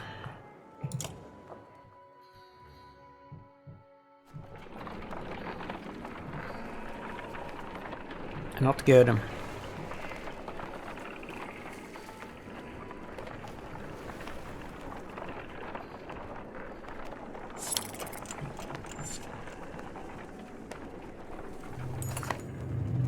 The trail of blood leads to a clearing where we find a large wounded owl. He's gnawing on his shield, swearing at no one in particular, and occasionally slamming his cudgel on the ground. If not for the heavy bleeding, you'd leave this one alone without a second thought. Leave food and medicine and walk away. You can help if you want it. That way healers tend to his wounds. We can help if you want it.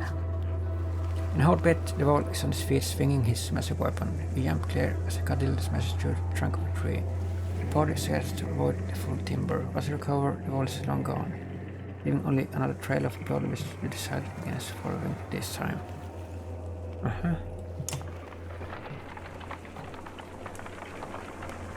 8 days.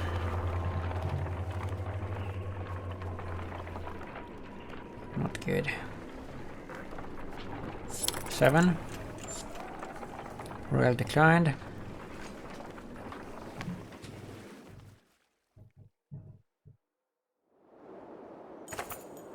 The villagers here are completely oblivious to the destruction that is coming. All they've seen is some dark figures far off, to tell you, aside from a few young families. They're reluctant to pick up their things and join you. Market.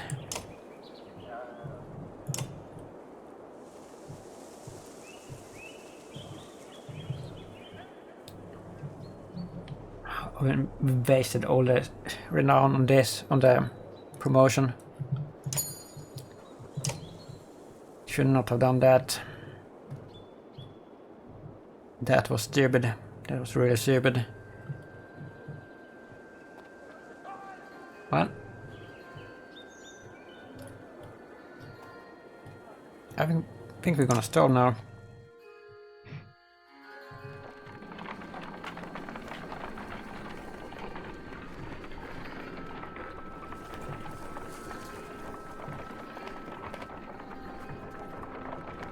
Seven days.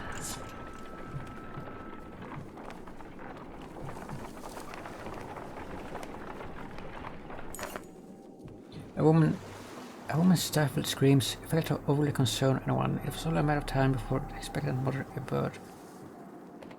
The caravan is simply excited by this first sign of new life. As the trip began, called for a day of rest and celebration.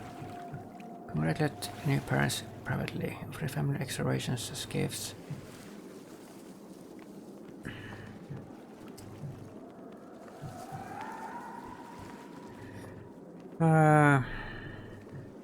We don't have time to rest. We can't offer any extra food. Congratulate the new parents privately. You discreetly make your way to the family's tent amidst cheerful clansmen. Give your most heartfelt congratulations to the parents, telling them how strong the young boy looks. The mother cries and the father thanks you repeatedly. Okay. Good. And renown.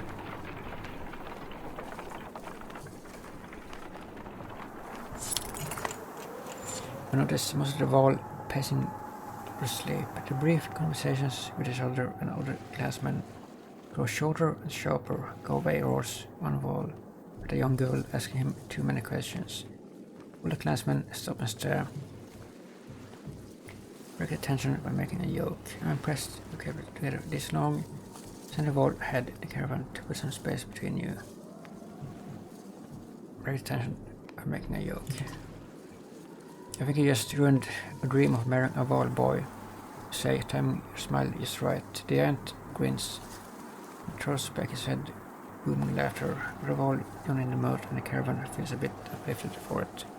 Good. The ant explains, we live in a north for its space. Endless miles of snow, ice, mountains, fields, space to be alone. But here there is no time for such things. Understanding slowly triggers through the caravan, relieving some of the tension. 6 days of supplies.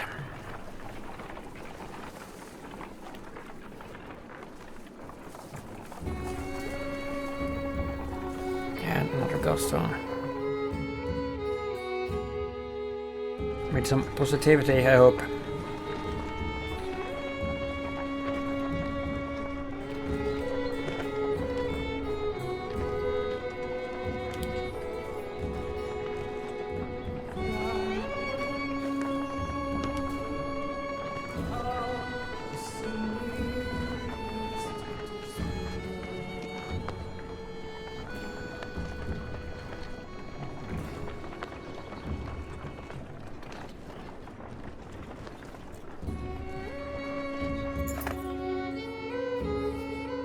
The imposing godson of Olof approaches. His severe visage makes it feel like he's watching you even now. The caravan spreads out, happy to be free of the confining forest and open fields. Hogan pulls you aside to show you some red berries grow on an ash tree that looks like it was chopped down long ago. These shouldn't be growing here, he says excitedly.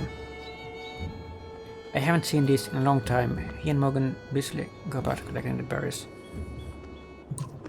In fact, in honor of Bjorulf, some of the caravan crack kegs of mead and wine before anyone can stop them. The only god that matters, they shout. Everyone drinks and are glad for the merriment that has swept of the caravan.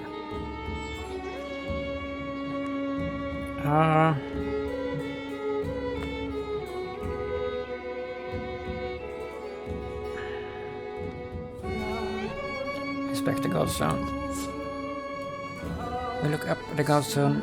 Bjorulf's head surrounded by images of casks and drinking horns. He was always depicted as being stone. Bjorulf was one of the most popular gods of men and all. The one who taught them how to brew. It seemed like more than coincidence that long fields around Bjorulf's stone have always been excellent for growing anything you could need for a good drink. Join Hogan in collecting berries. What exactly are these, you ask Hogan. When I would travel to Bursgard with my father, sometimes he'd buy us a few of these.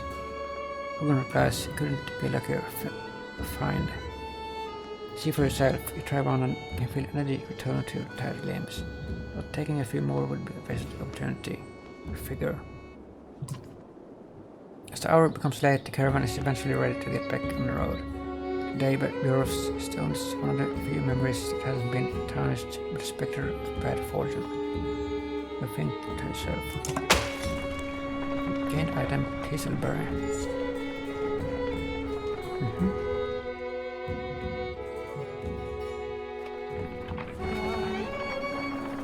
But we are running out of food here. Rapidly.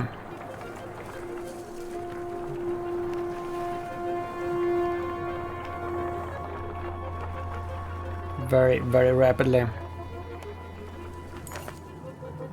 More supplies missing. Oh, are you kidding me?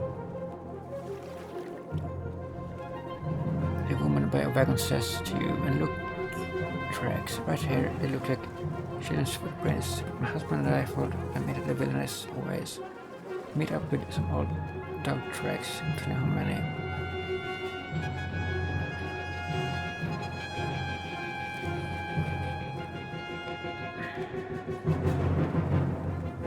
Have the children watch carefully. Some parents complain deeply while others approve of the decision. Regardless, they check the wagons every morning and the supplies remain consistent. It seems like whoever it was has given up on extra food. Well, it is a little bit too late for that, because we're gonna starve like any day now. Yeah. Reinvik is more of a smattering of farmhouses than a proper town. Though judging by stray dredge stalking through empty fields, it is barely even that anymore.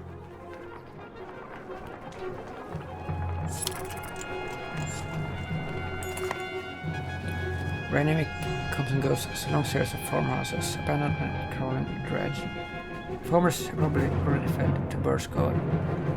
So they hurried past, but eventually spotted the dredge stopped rambling in your direction. Oh great. What's that? Points out Olof, up near one of the longhouses. In the distance, a large person, clothes seemingly covered in blood, is cursing loudly and stumbling about, staggers into the longhouse, laughing. The dredge heading your direction turn back, roaring, and begin to pound on the longhouse door. They seem to be holding a grudge against this particular person that the door will hold long. They will quickly, learn like holes, rush to help. Rush to help? Against my better judgment, you should probably do something, you say. The others agree until it means putting them all at risk. As we quietly approached, the managed to splinter the door and break it through.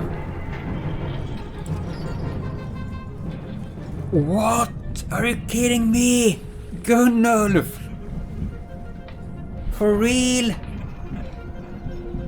Hey, shows of all wearing all red, standing out at the side of the dredge. Came all the way up here just for me. Seems unconcerned about the dredge as he holds his enormous sword. Are you serious? He's alive! That is so cool.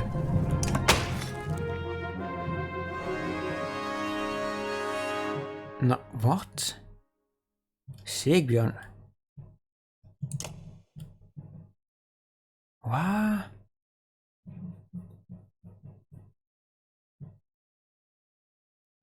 Isn't this Olof? It's called Feather. I think it is, and he has probably like lost his memory or something when he's calling himself with another name. That's what I think the plot is. Well,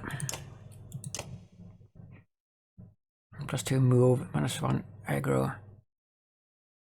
I mean, +2 move is good, but I think we have something better than that we can give him. Strength resist.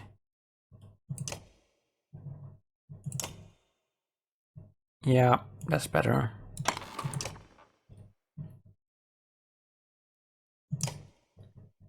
Okay, so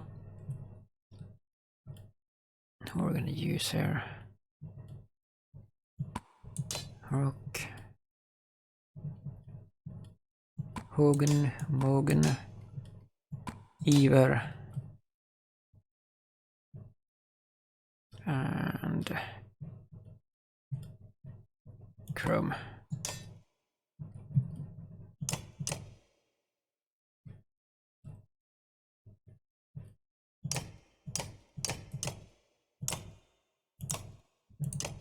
Thistleberry. Morgan.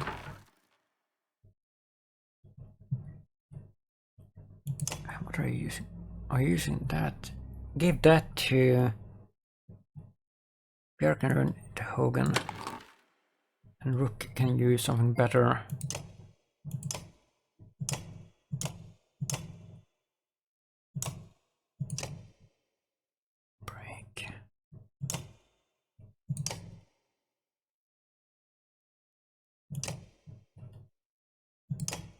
Scroll the feather. Yeah.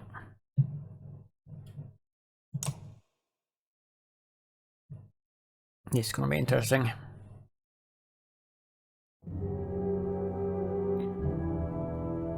No, maybe it isn't him.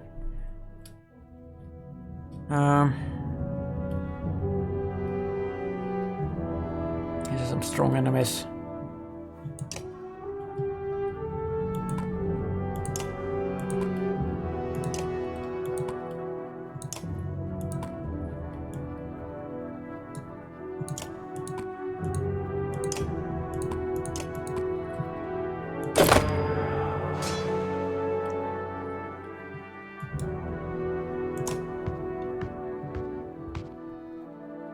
Tempest.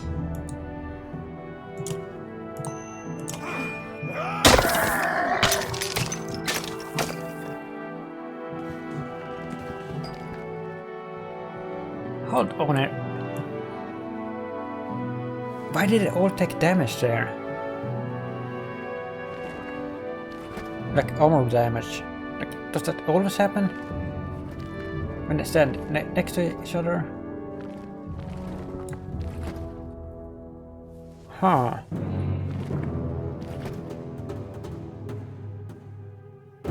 That is very interesting.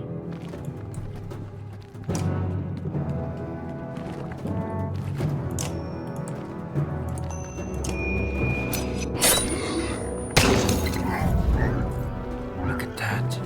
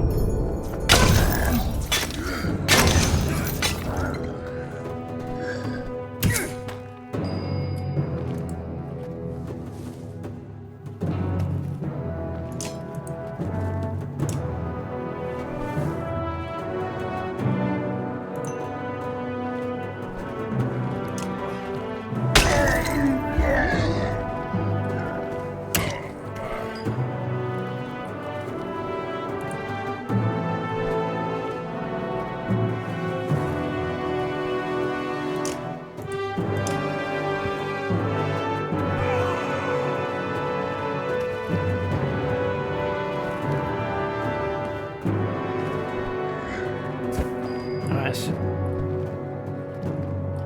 Let's see. I don't have any willpower here.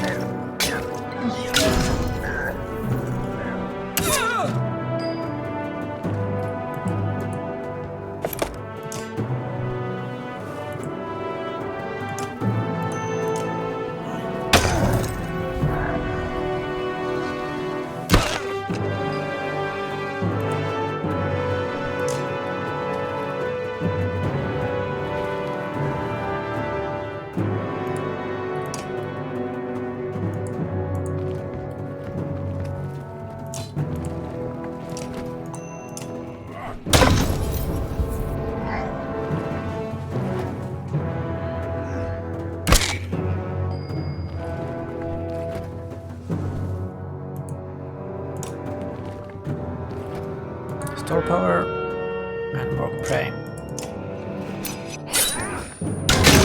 Look at that.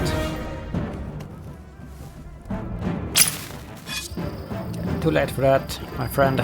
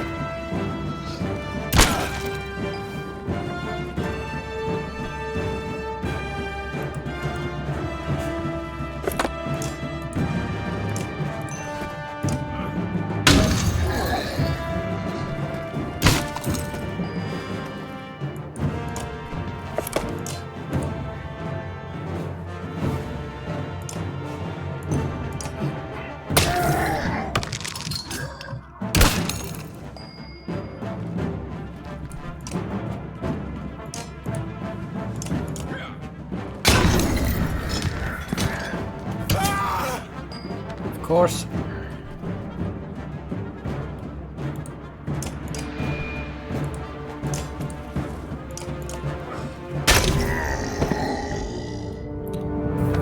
So anyways, not good.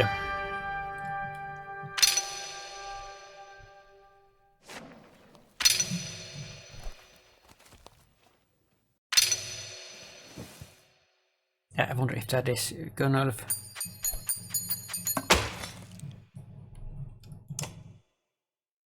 Let's see what happens.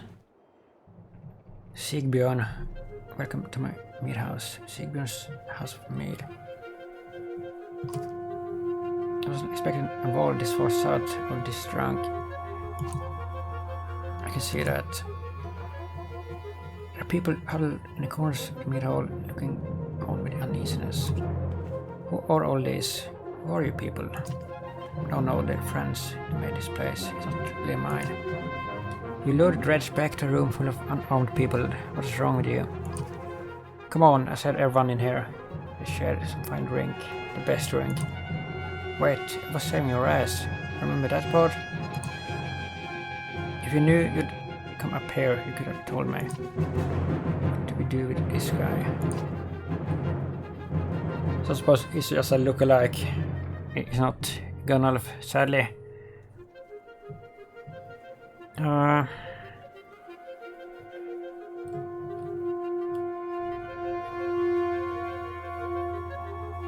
Here's welcome to Jonas.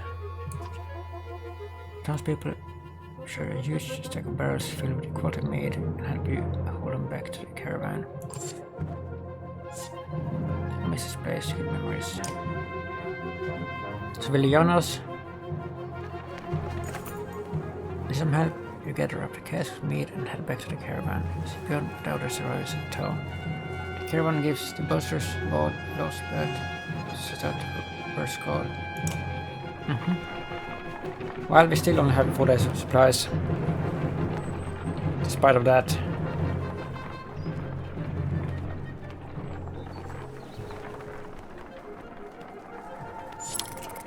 Yeah. Oh, what did I do? Sigbjörn wakes in a pool with his own sick. Why am I surrounded by small people? The other clansmen let him sleep off his drunken stupor on the ground, and this morning is paying the price. Help him recover. There was some ghost nearby just in case. Help him recover. Reluctantly, our clansmen offer any food and drink they can scrounge together for the morning wall. When one offers thin mead, he pushes it away. In fact, takes it away from me, he says, handing you this massive mead stain. Eventually, Sigbjörn comes to you. I won't get into details, he says. I was supposed to bring those casks from Reykjavik back to Burskard. I drank maybe half by accident. The point is, Sigbjörn continues, you don't tell anybody what happened. I won't tell anyone about the meat you got, okay? Trust me on this one. You agree and get back to travel.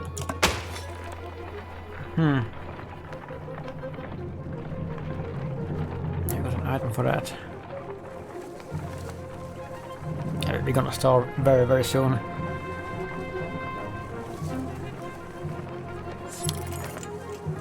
Mother screams from the caravan. Daughter lies dead in a tent. We don't know who did this.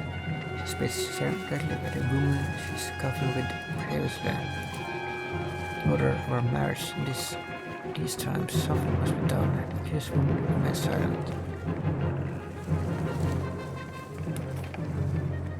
Investigate the death. A healer yawns soon, inspecting the young girl's corpse. An old infection, says the healer. No punctures, no choking, no poison. She died of disease. He reported news to the caravan. The mother admits that she had always known her daughter was ill, and everyone moves on.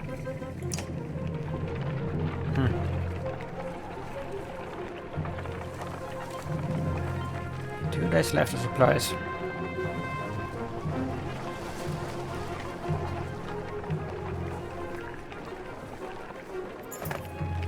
The sons of a skirmish lurk you to a wall surrounded by half a dozen armed fighters. One man spots you and shouts, "Leave us to our business. This wall killed my father without reason." The wall is about to respond when a man attacks the giant, thrusts the blade aside and silently pushes for the next assault. Defend the wall. Let us hear what the wall has to say.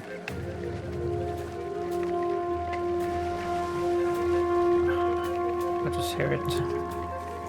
The wall shrugs as if unconcerned, saying, "This one's father and I had a business deal. He lied, now he's dead." "Lies," shouts the man. "Murdered him or a lie, you coward." The man will attack the wall, deflects them well enough. But he observes how long he can keep it up. Defend the wall.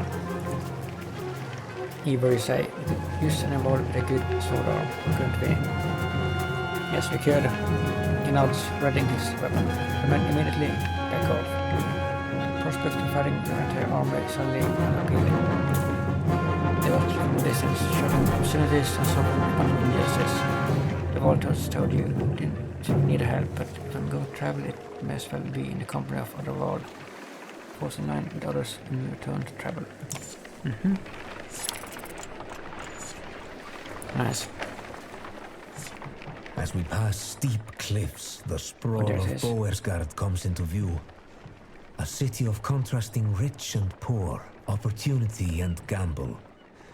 Our best hope for salvation, or our graves. We're just gonna get there in time, before we starve.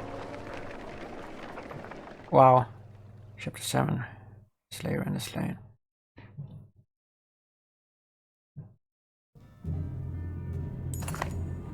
Finally, you arrive at Boersgard, where the walls stretch for miles in both directions, and are littered with the bodies of dredge, wall, and man. "Excuse the mess," shouts a voice from above the gates. Looking up, you spy a striking wall, his face rated, matted black hair. Movement at the gate catches your eye. Dredge is still banging on the gate doors. Without luck, let us in, he shouts. Sigbjorn pushes past. "I won't be hearing the end of this for a while," he says before yelling, "Open up, bulwark, and take me out of Reinevik." You hear a laugh echoing on the wind as the doors creak. A dozen armed men, led by the massive wall, make a quick walk of the dredge and usher you into the city. You may be interested to know you brought a mender. You didn't go to get a mender. Where's the maid? Sigbjorn shrugs apologetically. "I guess a mender will do. Either we got a chance now or we're completely screwed. I'm Rook. We've come a long ways, so much for Skoger. Are you in charge here?" "In charge of the governor, I suppose. Listen, if you have something to tell him, say it now, otherwise you're on your own. I don't care where you go, but stirring up trouble is probably the only reason you'll see me again. They want me to talk." "Commander, come along. We're going to see the governor." Bulwark and Sigbjorn leave with Eyvind, who goes willingly, signaling it's fine. Fine, this is just like Frostfelder all over again. This is nothing like Frostfeller. The one in bearskin is probably leading the ravens. Ravens, is that good or bad? It depends on who they're working for. Hopefully it really is the governor and not someone trying to strong-arm their way into his seat. I guess we wait for Eyvind to tell us if he comes back. I'm not worried about Eyvind, I'm worried about the arm of refugees we brought who don't belong here. Probably right. Nobody ever added a nice thing about the bird guard. So what now? We ought to go to the docks and see what our options are, in case we need to leave quickly. Did you notice the city guards when I came in? What guards? I have a feeling the ravens are all we got left. Something serious went down. When Bellower gets here, he's going to walk right through this place without even breaking his stride. Let's keep that to ourselves for now. So, dogs.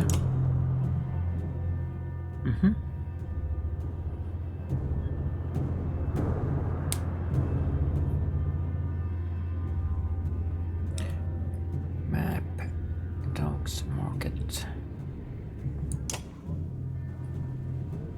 Alright, normal horn. So, yeah. Obviously, we're gonna have to buy like everything we can here. And it's still not gonna be enough. 2 days worth, yeah. That is pretty awful. Total available 16. Well, it's better than nothing. And yeah, I think we're gonna end the episode there. But this has been a struggle. Holy hell, this episode. And I mean, the last episode was awful as well. And we lost our first battle. But this one has been tough. Well, if you like this, please like and subscribe and comment if you will. And thank you for watching. Bye bye for now.